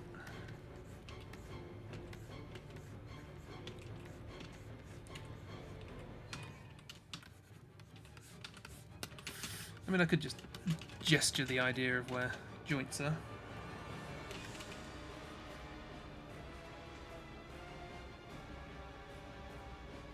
That does extend out a little further than I would have thought, but we're also looking at it from a strange angle. This needs to come in. Or this needs to come in, one or the other. Look up Grizzled Norm on Instagram and have a scroll through their accounts. They put very helpful tutorials on Tuesday, some of which contain references to clothes and quick breakdowns of their structures and such. I have said on this on many an occasion, don't consider myself a sort of artist per se, because I don't really know about these things, and I don't really care to know about these things. They're just things I have to know to draw the thing I need to draw, if that makes sense. I tend to be more about the purpose of the ultimate thing than the execution. Well, I feel a bit of a fraud doing tutorials, but I'm sure everyone does. Imposter syndrome. So you wanted to learn about how clothes are made and so be able to draw. Yeah, I'm not saying that's bad advice by any stretch of the imagination. I'm just saying the reason I haven't learnt this already is because I haven't looked it up, but I should. Sorry, I'm bad at explaining things. Actually, if anything, that should be... So just kind of... Hands are weird. Oh, I don't like this at all! I'm going to end up with my thumb in my pocket in a minute.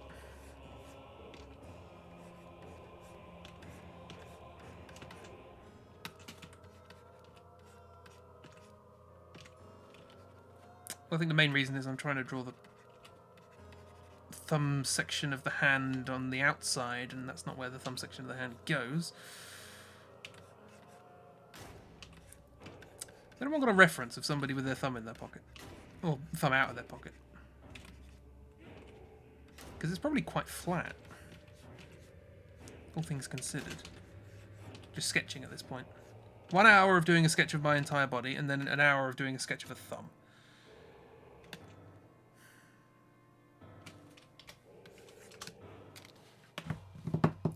Your apologies, you misunderstood. Sorry, yeah, well, it's less you misunderstanding and me ill-explaining things. I suppose it does take two to converse, but regardless, don't overthink it. Cool.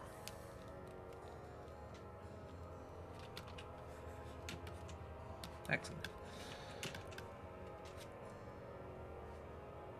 It's quite sort of... I'm thinking about how I would actually... It's quite sort of flush against the thing, and it sort of sticks out more than I would have thought. So maybe it really is a kind of...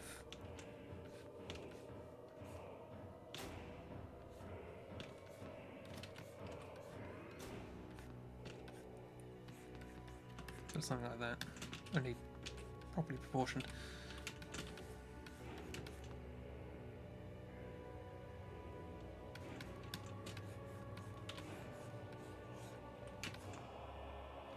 That'll do.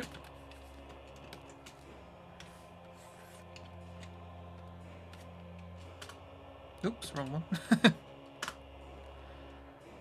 What's that? Nothing. Fantastic.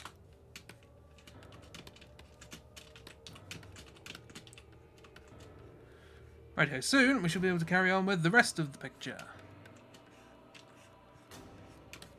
And it only took half an hour of messing around.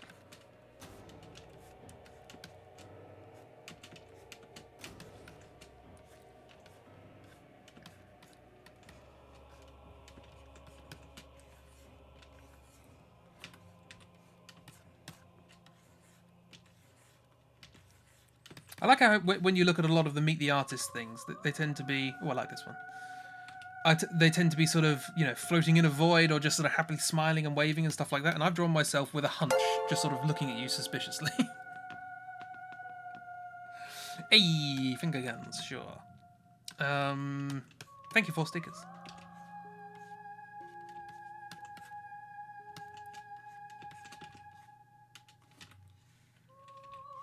Whoops.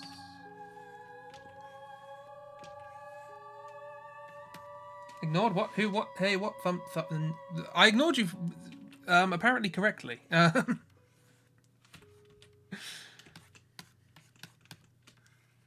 didn't know it at the time, but retroactively, I have no regrets. Tell me about my band practices. How they've been? We don't tend to practice. We're recording stuff at the moment. So we're basically just trying to get stuff down. We're getting there. We've finished one song, and we have with 3 more in the works, and we're just going to release a sort of 4-track EP. Any point doing buttons? Yeah, that looks alright. Keep it sketchy. Give the indication. Oh, because I wasn't responding. Oh, okay. Were there more questions? Oh, I don't know.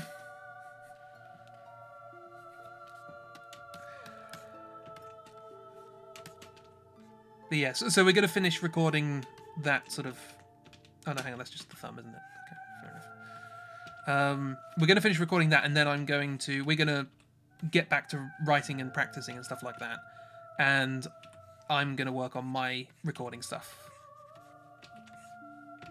We used to sort of tend to alternate between these things, between me working on my recording stuff and working on their recording stuff, or our recording stuff, I should say.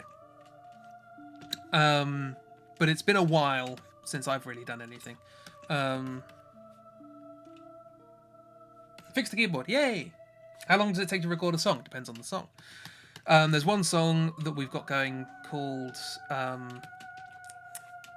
Keep Calm and Carry On, which took a very long time to start getting right, but once we had, it was almost done immediately. And there's another song called Bedlam, which we've been working on for ages, which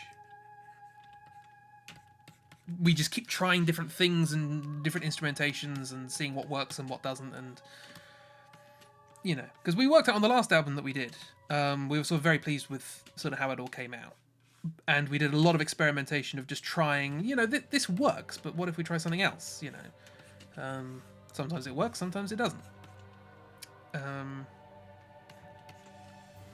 and we're trying that, so sometimes that slows down the process, but ultimately you might get something better out of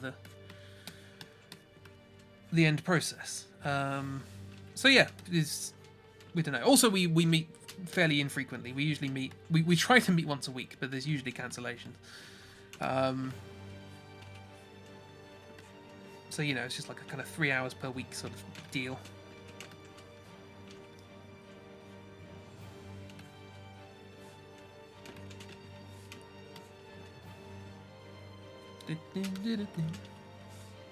But like, it sort of also depends on the quality that we want out at the end of it. Like, I have a fairly simple. My mixing process is very chaotic, but my mastering process is pretty good and pretty quick. Once the mixing's done, I tend to mix. If you'll pardon the expression, I tend to mix a lot of the mastering into the mixing, so it's a bit wobbly. So for those of you who don't know, mixing's more about arrangements and getting frequencies to fit together and making sure that everything recorded fits well. Whereas mastering is to get the final tracks that exist and make sure they are make sure they're not running over each other, make sure that each track's got its own space, and that it can be, if you're so inclined, get the volume out of it that you want without, breaking anything or making it boom. Some people don't like that. Some people, the loudness wars it's referred to. A lot of particularly rock music and pop music. Oh, I have to scroll up to see that. What is it? Gift you, thank you. Amazing. It's not that amazing. But yeah, so there was a thing called the loudness wars. It was basically pop and rock producers trying to get their music to feel as loud as possible without actually being louder. And the reason for that is that that's what gets your attention on the radio. You're more likely to notice a song with that sort of impact than a song that's just mixed like a live recording or whatever.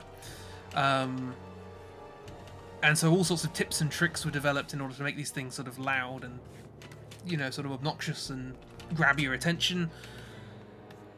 And they've sort of stuck with a lot of music production, and it's difficult to get rid of it, It's difficult to just mix naturally anymore. And that's what my mastering process is all about, is to try and get that sort of volume out of it.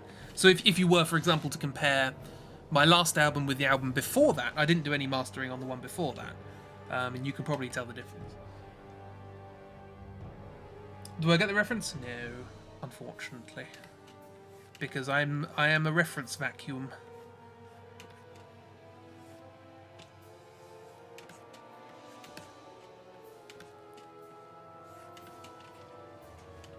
Scott Pilgrim vs. the World. That's the thing. I believe it's a thing to do with music. There is a band in it, yes.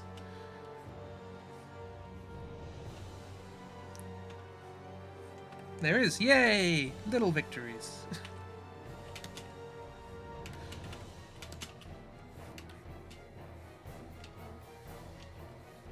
What's this? Throne Defender, Throne Watcher. Huh? Interesting. It's the bishops in our chess game.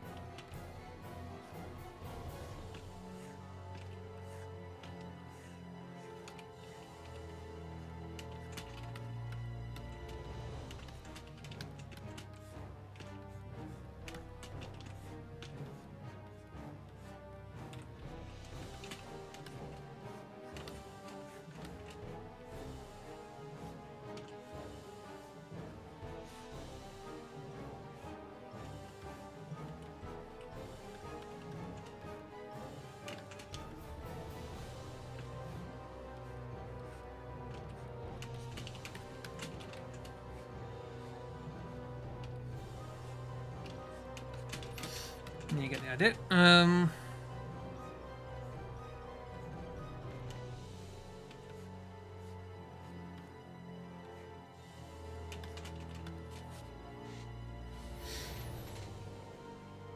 Knives Chang was a groupie in the beginning. Thank you for band chat. You always think about it, but you tend to forget to ask. You should talk more about it. I'm happy to answer any questions I can. I'm not sure how much information I can impart, but I'm happy to attempt.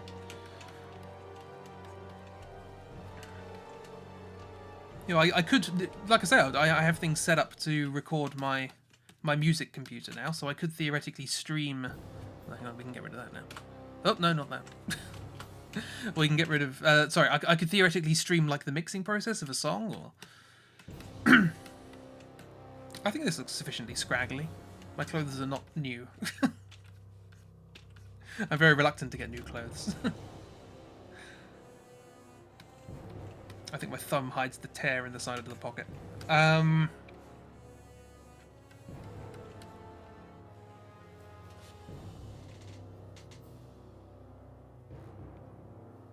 I missed the line on the right foot, so I have. I'm invisible. Yeah, should be a...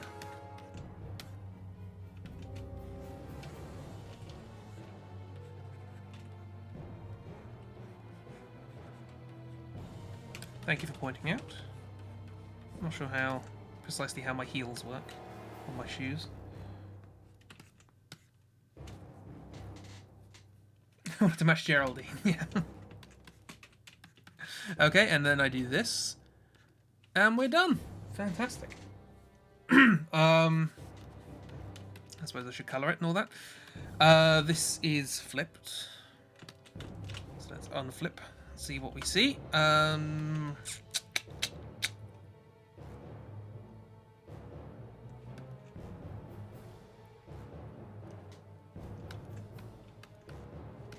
Should I put an addendum to my height? It's 185 centimeters when stood up straight, which is rare.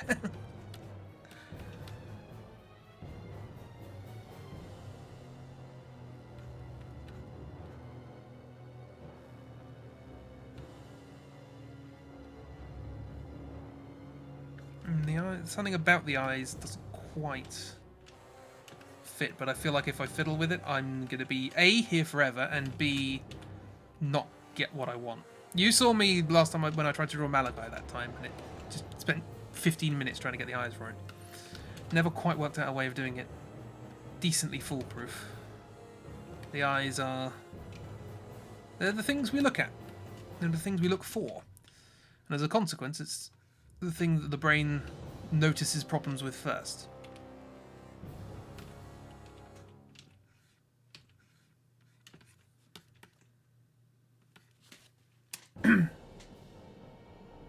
You remember me trying to draw thumb today? I remember you trying to spell it. Badum-tish. Anyway, right, I suppose we should colour this. We'll colour it default at the moment. So the one thing speech. One thing I do like to do with colouring is just colour to a 50% background. So don't get any.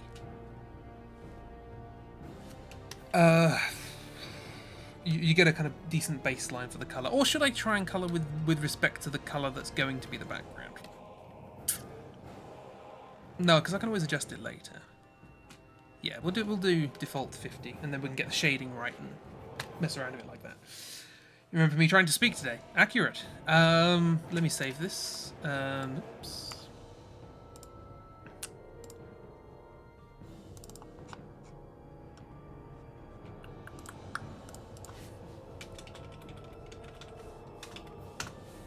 Boom, boom. Right, cool. Lovely.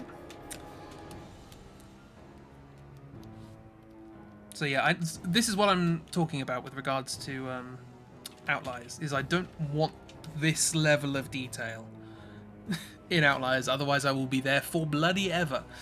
So I'm trying to work out ways of efficiently reducing detail and working on colour, because detail sometimes doesn't look good, and colour, when you get it right, looks good. And gestural detail, that's something I definitely need to try and get the hang of.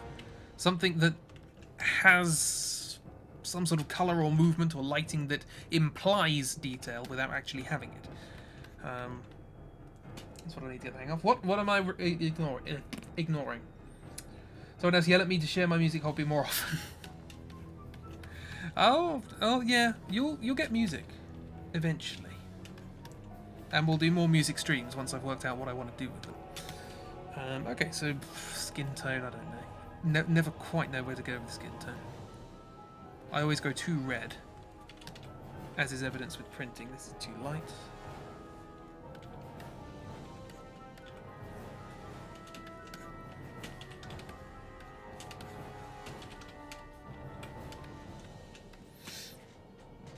Not a product of my personal experience or enjoyment or frustrations. I don't know, it's music.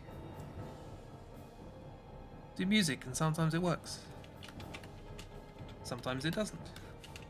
I put some lyrics to a piece of music that I've had for a while the other day.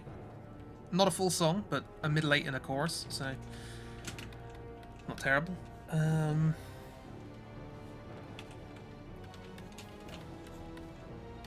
So that may appear on the album. There's one song I really want to get done, because I feel like it's a very fun song. It's the song with the chorus I always keep going back to, because it's just really fun to listen to. But I can't write... I haven't yet managed to write verses for it, which is problematic. It's also a very lyric-centric song, so... That's something I need to actually sit down and try and do one day, rather than just sporadically do bits and bobs. Again, lyric writing is the hard part. And this is the album about being kind of depresso, or is this something different? I mean, the whole album, I'm very bad with keeping a lyrical consistency, but there are songs definitely on the album. The song Funk is about that. It's about... well, it's about depression, I suppose. But that's... I didn't know that's what it was at the time it was happening, so I gave it a different name. I called it Funk. As the pun being... It's the equivalent of when you're drinking too much, you get drunk. And I was thinking too much, and so I got Funk. That was the expression. But looking back on it, it was definitely depression. So yeah, there's definitely themes like that on there. I think the album's pretty bookended like that. But there's some other, you know, more whimsical stuff in there, but also some darker stuff. It's a mix. You know? A lot of me complaining about stuff. That happens.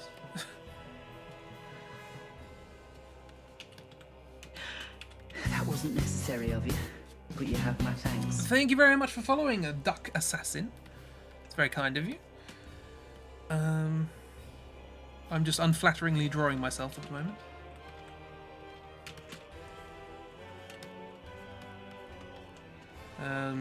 Slightly greying out shirt. I should probably have that finishing off someday, shouldn't I? This is Ornstein and Spo's music. I know that. You hear a lot of this.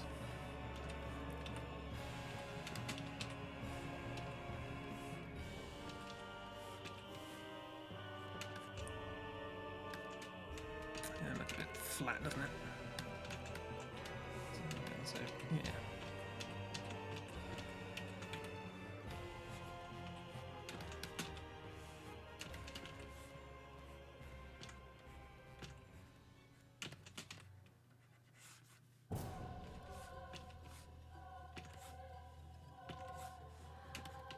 This sounds Dark Souls 2-esque. What is it? Ah, Freya. Giant two-headed spider friend.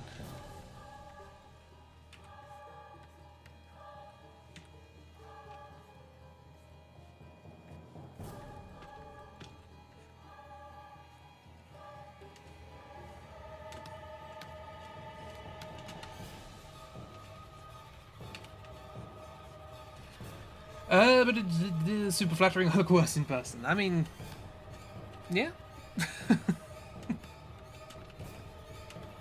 Can't necessarily say otherwise. Okay,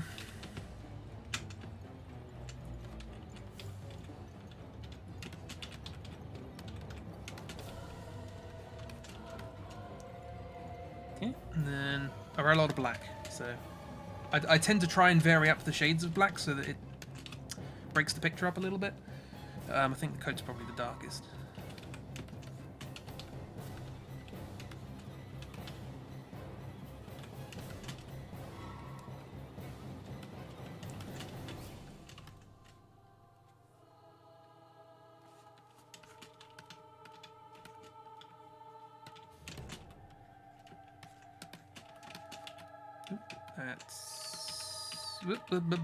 That's keyboard shortcuts. My fingers are doing a right dance on the keyboard right now. I often wonder whether it's worth getting a webcam and just recording my left hand on the keyboard while I'm doing this, because it's constantly jumping around keys and I'm not aware of it. It's just, you know, habit. That doesn't look closed. But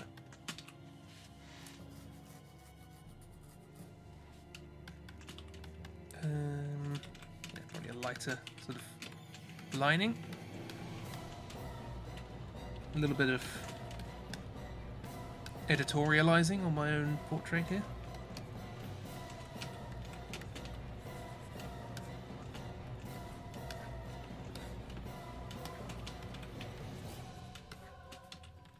Oh, blimey, we're almost done. How much of this can I do? Tell you what, we'll try and finish the shading of this before the end of the stream. Hopefully we can do so relatively quickly. Shoes. Fun fact, they're black. Kel Surprise. I always try to do like different parts of the shoes, different colours, if they're also black. Because, you know, we'll break up the picture somehow. This is one of the big problems I have. That's not right. One of the big problems I have with Malachi is his sense of fashion is so different to mine. It's very difficult to know where to begin. He doesn't wear a lot of black.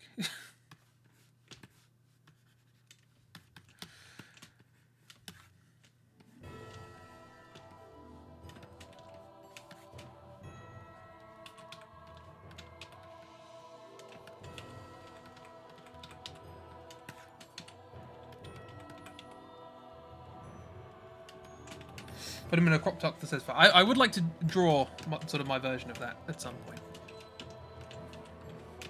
Black socks, because obviously. Very little colour in my wardrobe. So I thought I'd include the t-shirt under there to signify that there is some. It's usually dark and quite saturated, but it's there. Yeah, that's pretty much me. Let's sort out this contrast a little bit. So we don't want it too dark because we're going to add shading to it. That's alright.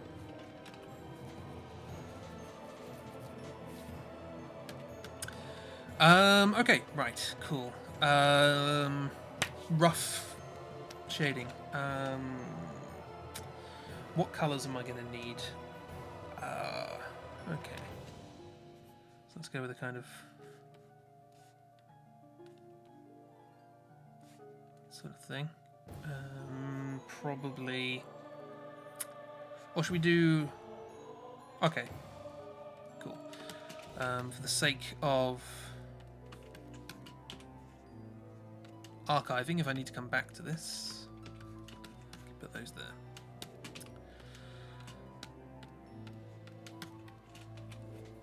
The Threaded Cane, which again was my weapon of choice on my first playthrough.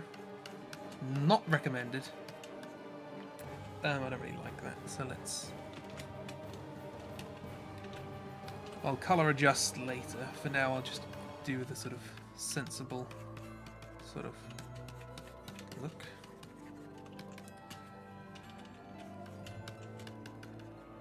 What's the low working capacity? Let's bump it up a bit.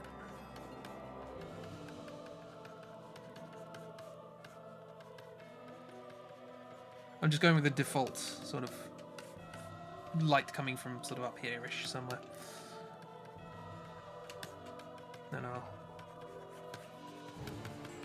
No need to go into anything too fancy. Just gonna base this down for the moment. It's very rough, this bit, but I like sort of trying to get the general shape in. A lot of tapping. Let's try and be a little more specific. Put that in there. Put it inside the ears. Try and get the general look of this bit. Shape of the nose. Shape of the eyes. This part of the head.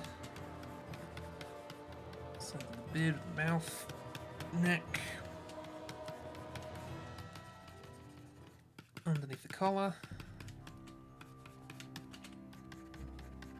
Inside the sides of these, there's more ambient occlusion than shading. Right, now for some folds. Just give it a bit more volume.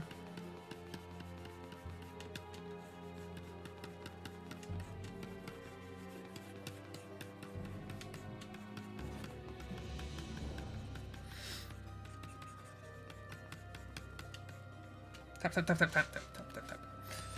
Hello Crow. How is all? How goes? How be thee? Be thee well? Fare thee well? Good Crow? Good Corvid? So there's me trying to do sort of interesting sort of what ho posh voice, and everyone else in chat's doing hello. Hello Quo. Tired but here. Well, coffee? Would coffee help? We might be going a little bit longer than usual because I'd like to finish some semblance of shading on this if I can.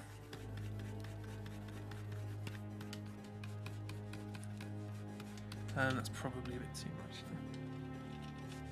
Oops, that's a bit strong. I love the idea of the opacity of an eraser. It's not quite the word you're looking for in the Clip Studio.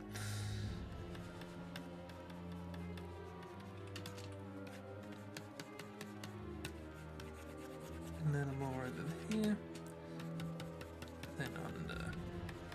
This is where you get to sort of define overhang. That's how I feel about this part of the shading process. Define overhang.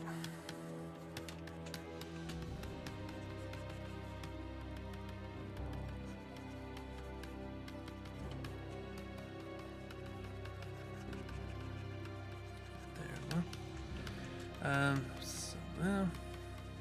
Just adds the depth. As we go, we can also give it some here.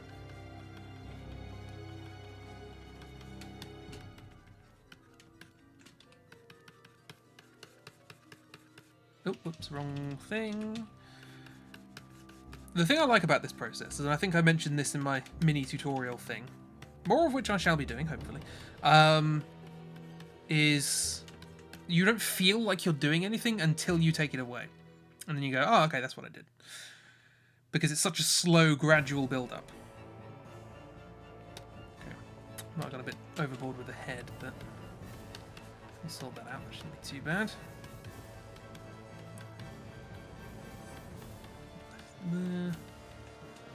Cool.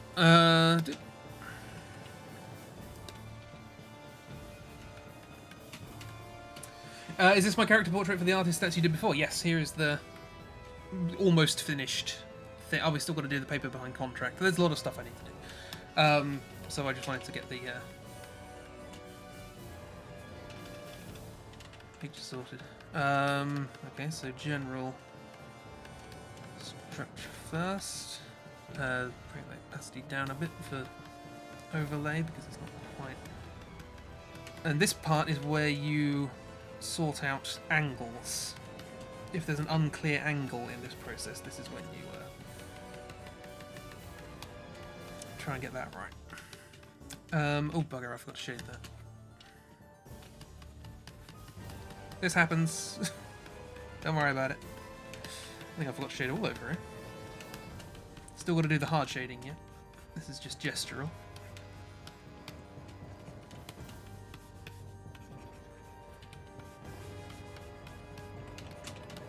Okay, cool.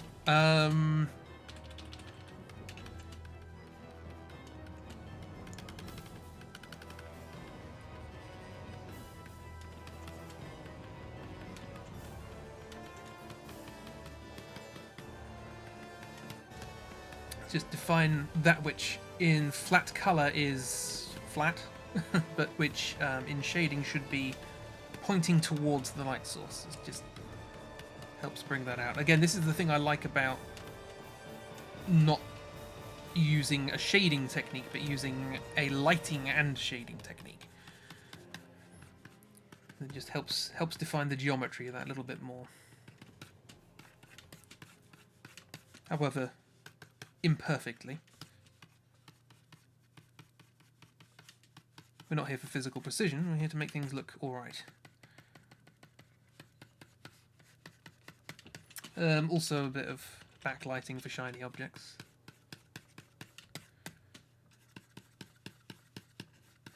A bit of something, a bit of reflection. Buttons, same thing. Sorry, yeah, we are going to overrun a bit. There's no one planning to stream after me, is there?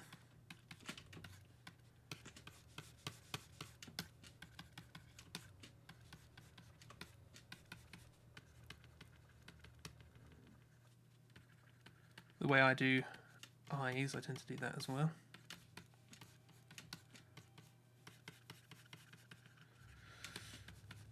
Relatively hard-edged things, this is a good time to define those. Hair also. Nice to get some sort of random scratchy strokes in there. Again, define what's meant by up, or whatever direction the light source is coming from. The occasional bit of light that comes through.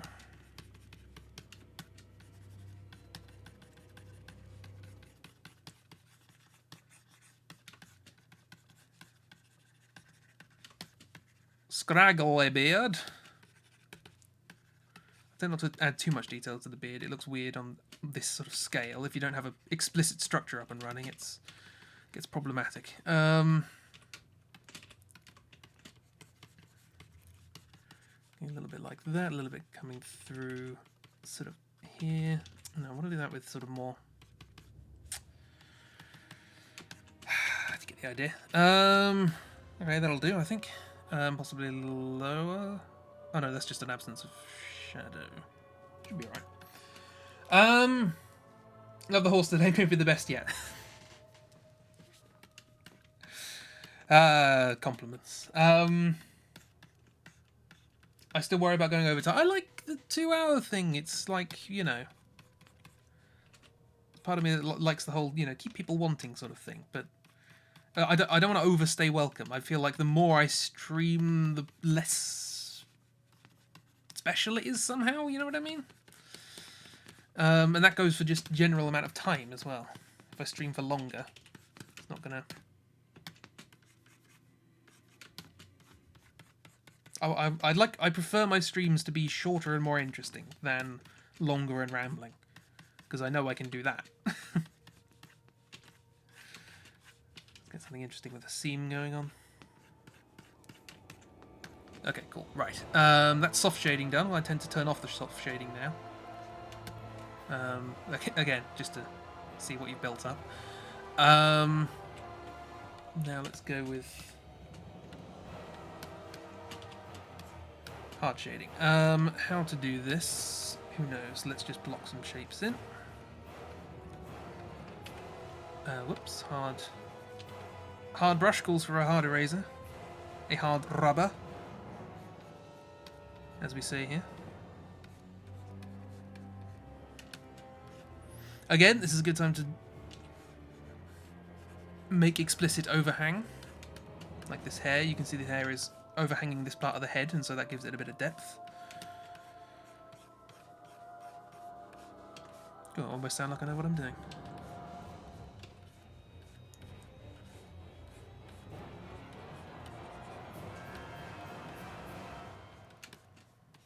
When it comes to things like hair, it's sort of best to be kind of scruffy, because hair is chaotic.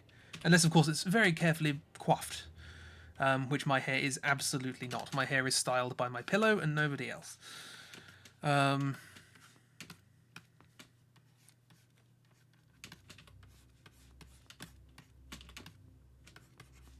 You're learning from this. Oh, I'm glad it's somewhat helpful in some way.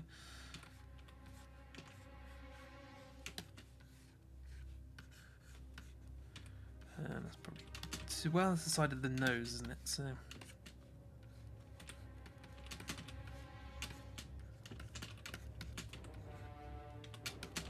Oh, that's Gascoigne. I do quite like this piece of music, but it just feels like something from like Medal of Honor. It doesn't feel Bloodborne-y. I did at one point want to try and write my own soundtrack to Bloodborne. Just take all the bosses and write a piece of music for them all, but orchestral work is very hard. And it's been a long time since I've done anything like that.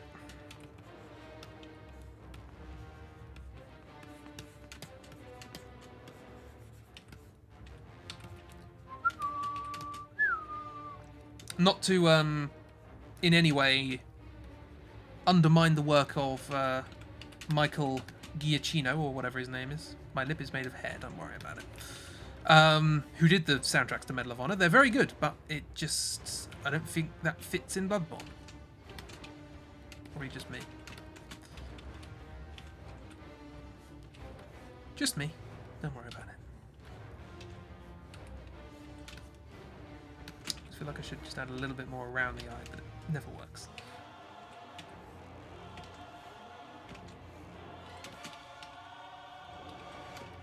So is that something you'd hear in an old black and white monster movie? I mean, I suppose that's what they're going for, isn't it? It's you know, kind of Hammer horror.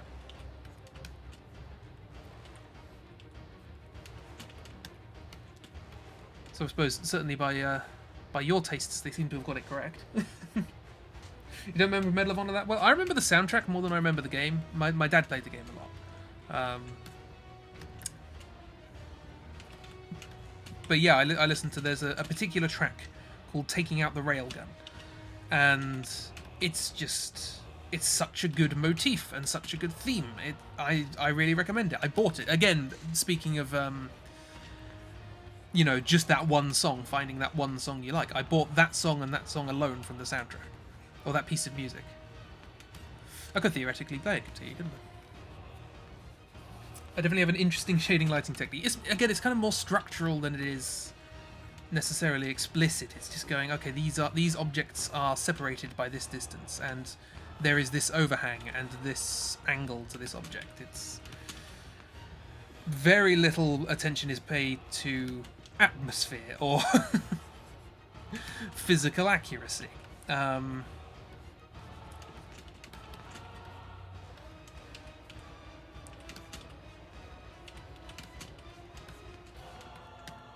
And as most artists on the internet will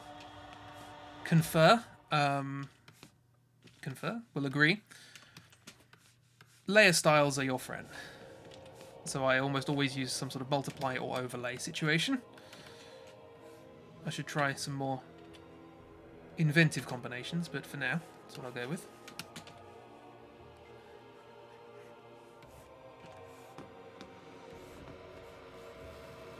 My coat is very wrinkly.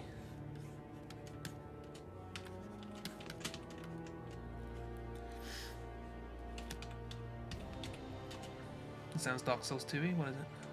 Covetous Demon. Ah, you don't hear this for very long.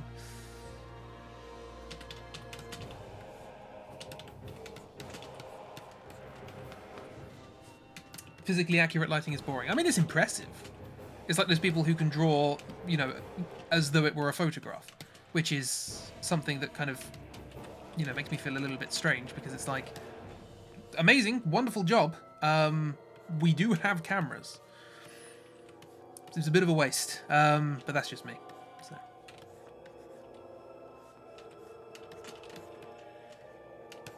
Like, if you can do that to photorealistically make a fantasy scene, or some sort of thing that would be impossible to photograph, well done. You've done wonderful work.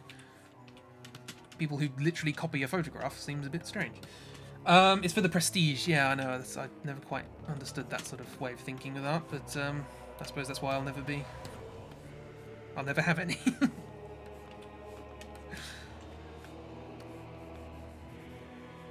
Okay, how generous am I going to be with this shadow? Let's do this. Oops. Again, I'm kind of on the fly working out precisely how much depth and shade I should be providing to any given part of this. It's more structure than it is physical accuracy. What can I tell through this shadow about the object you're looking at?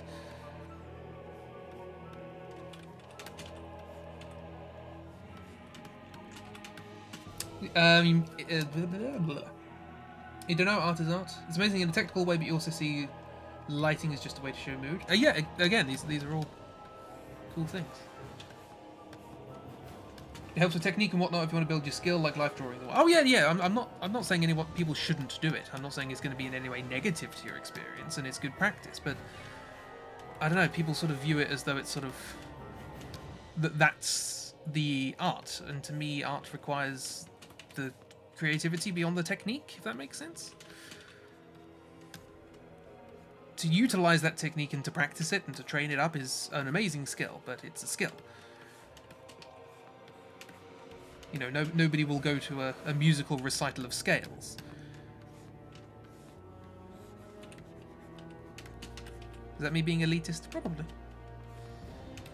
Because I sure can't do that.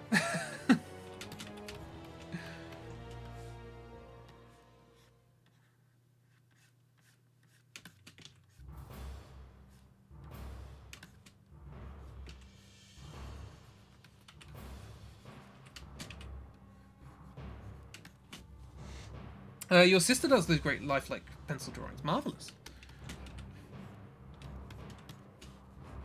Agree to disagree? That's absolutely fine. Like, people have different opinions on what makes good art and what is and isn't good, you know?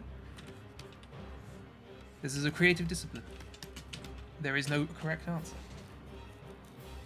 Can you believe to learn this conversation is pretty much in your textbook? I mean, this is not a new conversation by any stretch.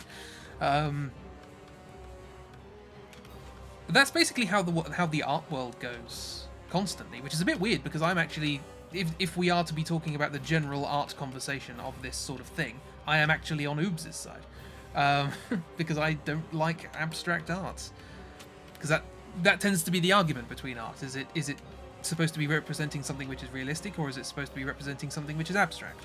And I think the art world swings too far either way, often. I like the in-between.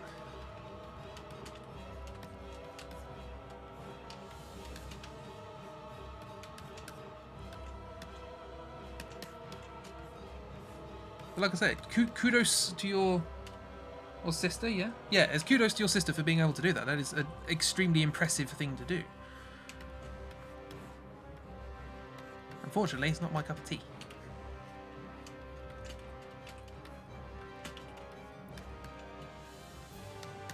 Then again, if we were only to do things that are in my cup of tea, then poetry would be out, and that would be a bit of a shame, wouldn't it?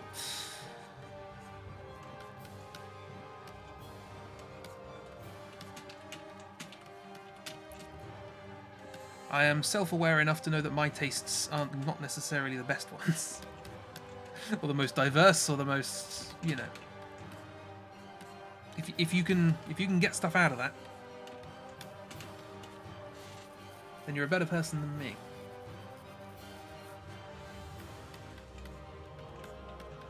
Right.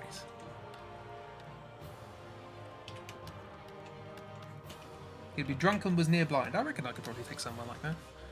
I would want to. Unfortunately, I'm the kind of person who prefers the act of intellectual dressing down than a fisticuffs one. But unfortunately, some people are immune to that.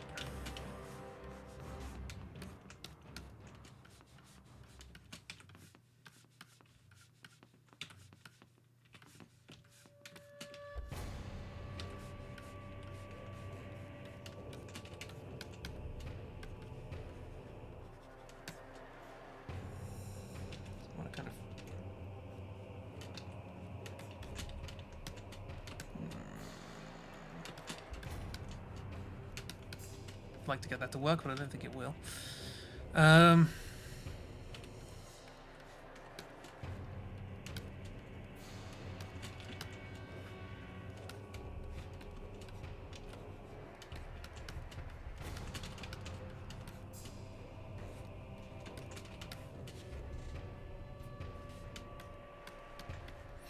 Another 200 pages. You're almost finished. You've got another 200 pages. Those two sentences do not sound like a great time.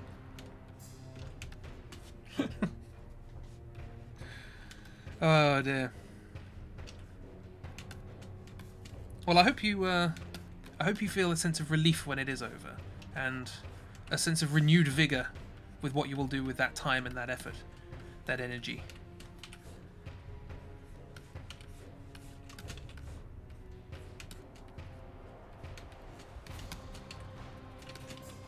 Getting a bit slapdash with this at the moment.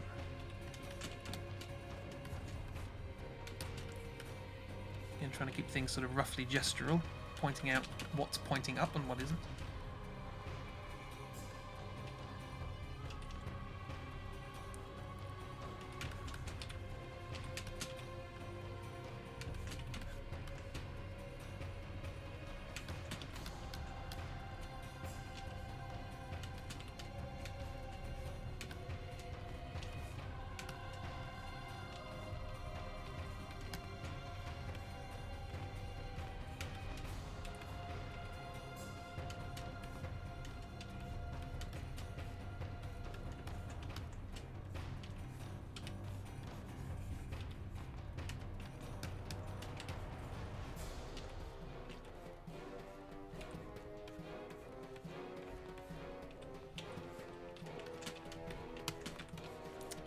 These joints are always kind of awkward.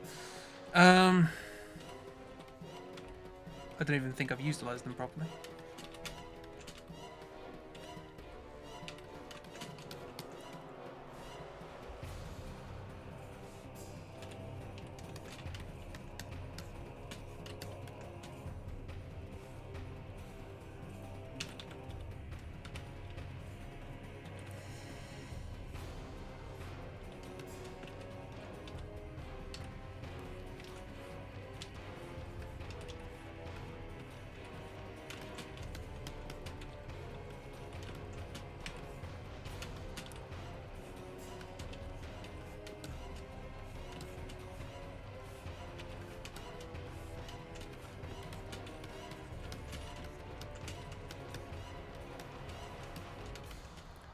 Yeah, if I'm going to do that, I'm going to have to be a bit stronger over this side.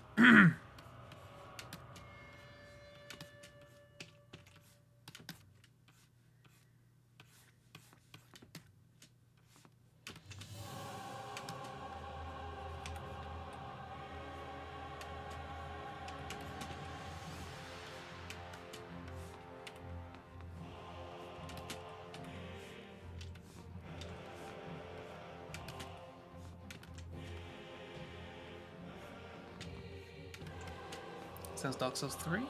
Oh no, 2, a long. Interesting. I don't know how that's going to work. Again, strictly speaking, this has been pointing up, but actually, probably should get rid of that. I think the base colour's doing a good job on its own. Maybe some highlights in. No, actually, that's fine. We're not doing reflective overlay just yet. Just doing basic structure. Oops.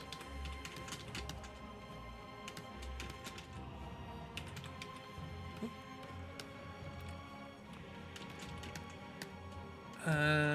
Getting slightly hurried.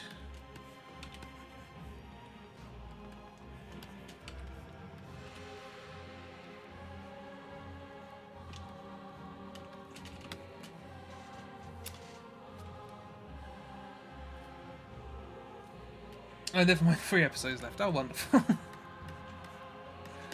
I might add a little. Oh, hang on. Let's do a seam. There's not a seam, a fold. Bit of emphasis on that. Why not?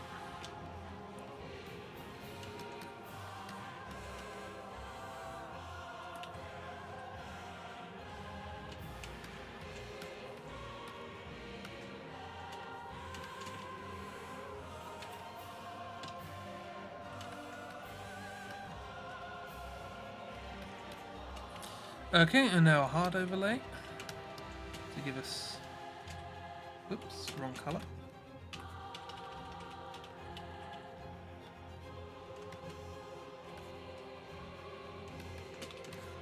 There's very few places we're going to need it here.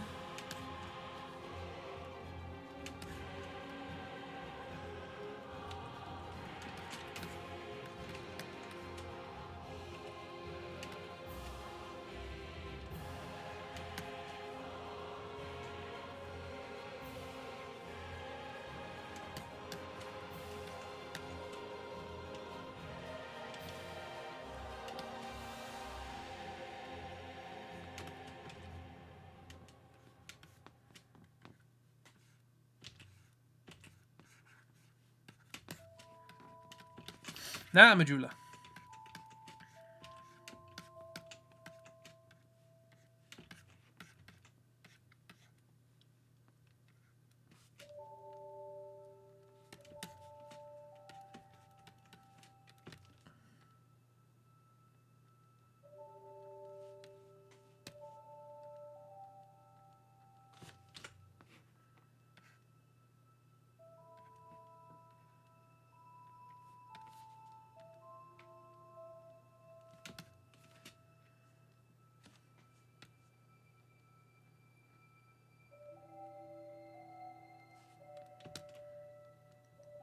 Okay, sorry, just messing around with some levels now, see what works well, what doesn't.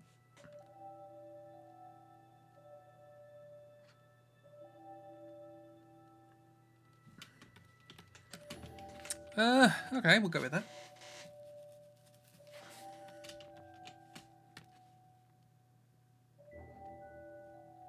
Maybe because this is Bloodborne, probably more on the shadow.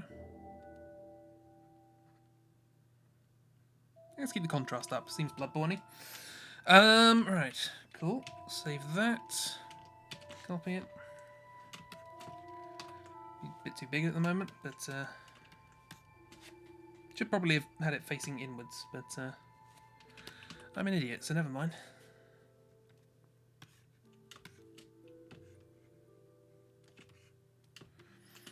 Right, we've got backgrounds and bits and bobs to do, nothing major right now, but so what can I do? Let me try and do some...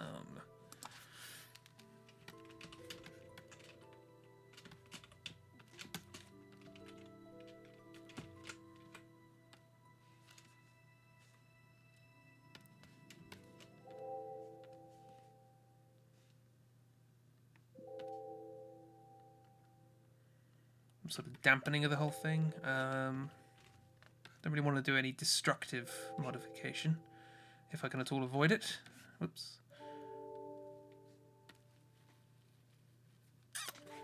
I'll do a kind of tonal shift if possible.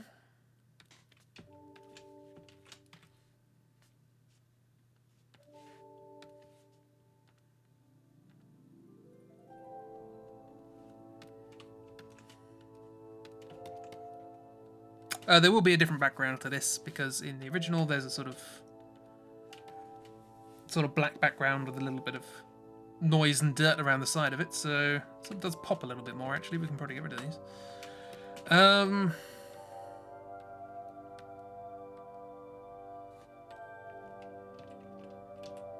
Yeah, that'll do. Okay, well, that I think will end it for today. 25 minutes over. That went on a little bit longer than I expected. My apologies. Cool. Well, we're getting there. I probably won't do another stream of this. There's probably not another 2 hours in it. But, yeah, expect to see this popping up somewhere soon.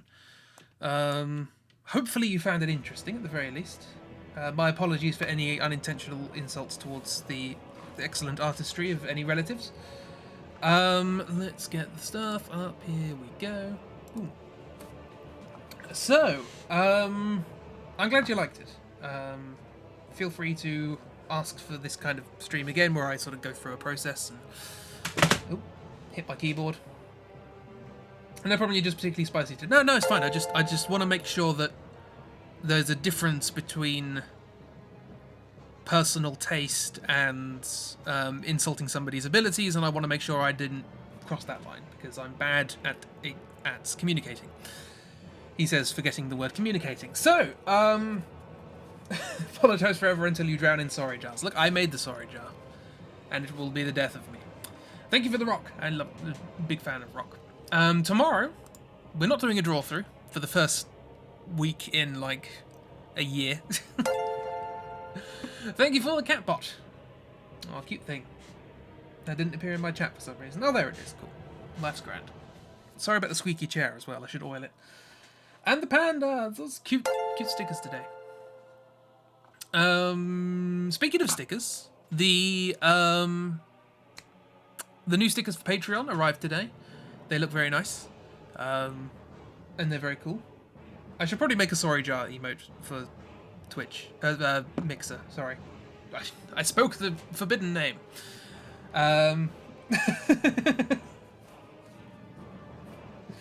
Sorry, miss. Oh,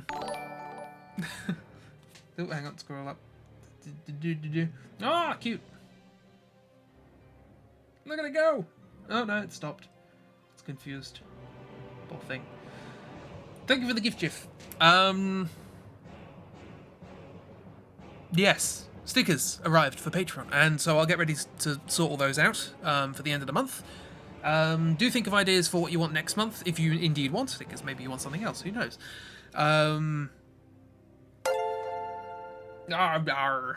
We have the candy corn, apparently. That's what that's called. Americans know what that is. Yes, what was I saying? Patreon stuff. Yes, Patreon things are happening. Ghost! Spark Ghost. Also cute. Fan. Candy corn is disgusting. In tandem, you both agree. It's awful. Wonderful. It's not actually candied corn, is it? It's like just a sugary thing in the shape of corn, yeah? Or in the shape of a corn kernel. Well, not the kernel, the whole... Oh, no, it is a kernel. It's the husk around the kernel. Anyway. It's just sugar. Oh, okay, fair enough. It's like solid corn syrup. Oh, yeah, America's got this whole thing with corn syrup, haven't you? Did I mention that I tried Dr. Pepper? I tried American Dr. Pepper. And it's... Or more accurately, I tried non-British Dr. Pepper. Apparently we have our own recipe for some reason. And it's just like extraordinarily sugary Coke. And it's like so disappointing because Dr. Pepper here has such a specific flavour. American pop is gross. Yeah, I think the corn syrup doesn't help. Yeah. Does look like corn if you stack it though. Well, they got the shape right. Congratulations. I mean, I prefer sweetener stuff to sugary stuff anyway, so that's one slightly healthier thing about me. I tend to prefer sweetener to sugar. Lord knows what my life would be like if I didn't. Anyway, why are we talking about this? Thank you for coming along. We have tomorrow, we're going to do some stuff for the Forest of Doom. We're going to work properly on stickers and maybe the poster. I have ideas as to what we could do for the poster to make it look more interesting than the picture I just drew in the stream. We'll work it out. You're a sucker for chocolate. Oh, you prefer sweetener as well. Marvellous. There is the argument that sweetener increases your appetite because your body expects there to be sugar coming down because of the taste, and then when there isn't anything, it gets hungry, so it's not great for like dieting or anything like that. But you know, better than sugar, straight up sugar. What's wrong with the picture in the stream? There's a picture in the stream. Forest of Doom? What, the fighting fantasy thing?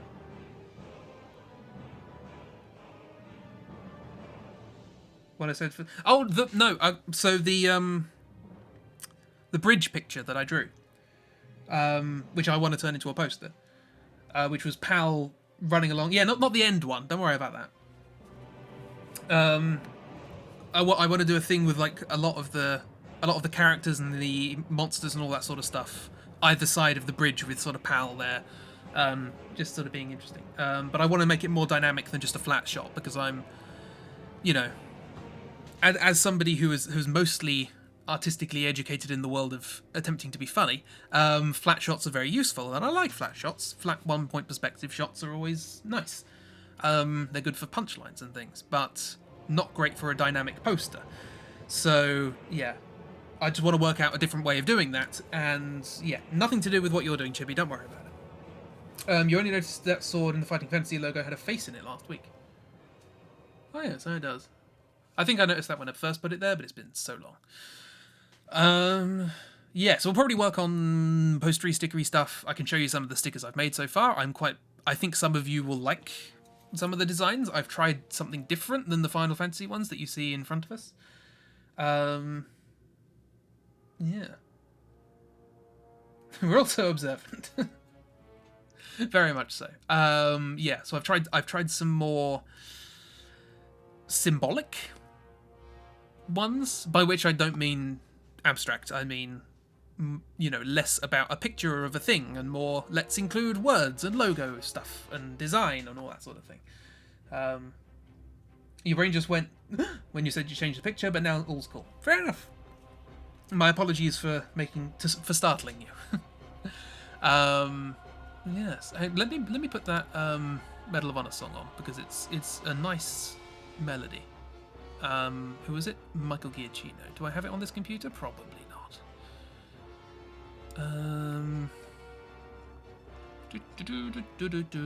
Mindless self-indulgence. Michael Philip Reed. Oh, I do. Marvelous. Boom. Let's put this on. Yeah, I just like so. This is just Taking Out the Railgun by Michael Giacchino from the Medal of Honor soundtrack. Stop arguing. Just found arguing. Look away for 5 seconds. Try and put on some nice music.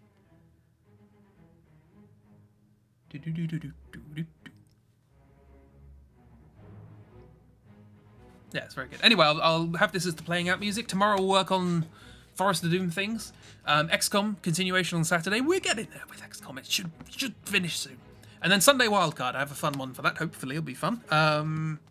Yeah. So I'll see you later. Have a wonderful time, everyone. Yeah, enjoy yourselves. Don't argue about jars. Goodbye.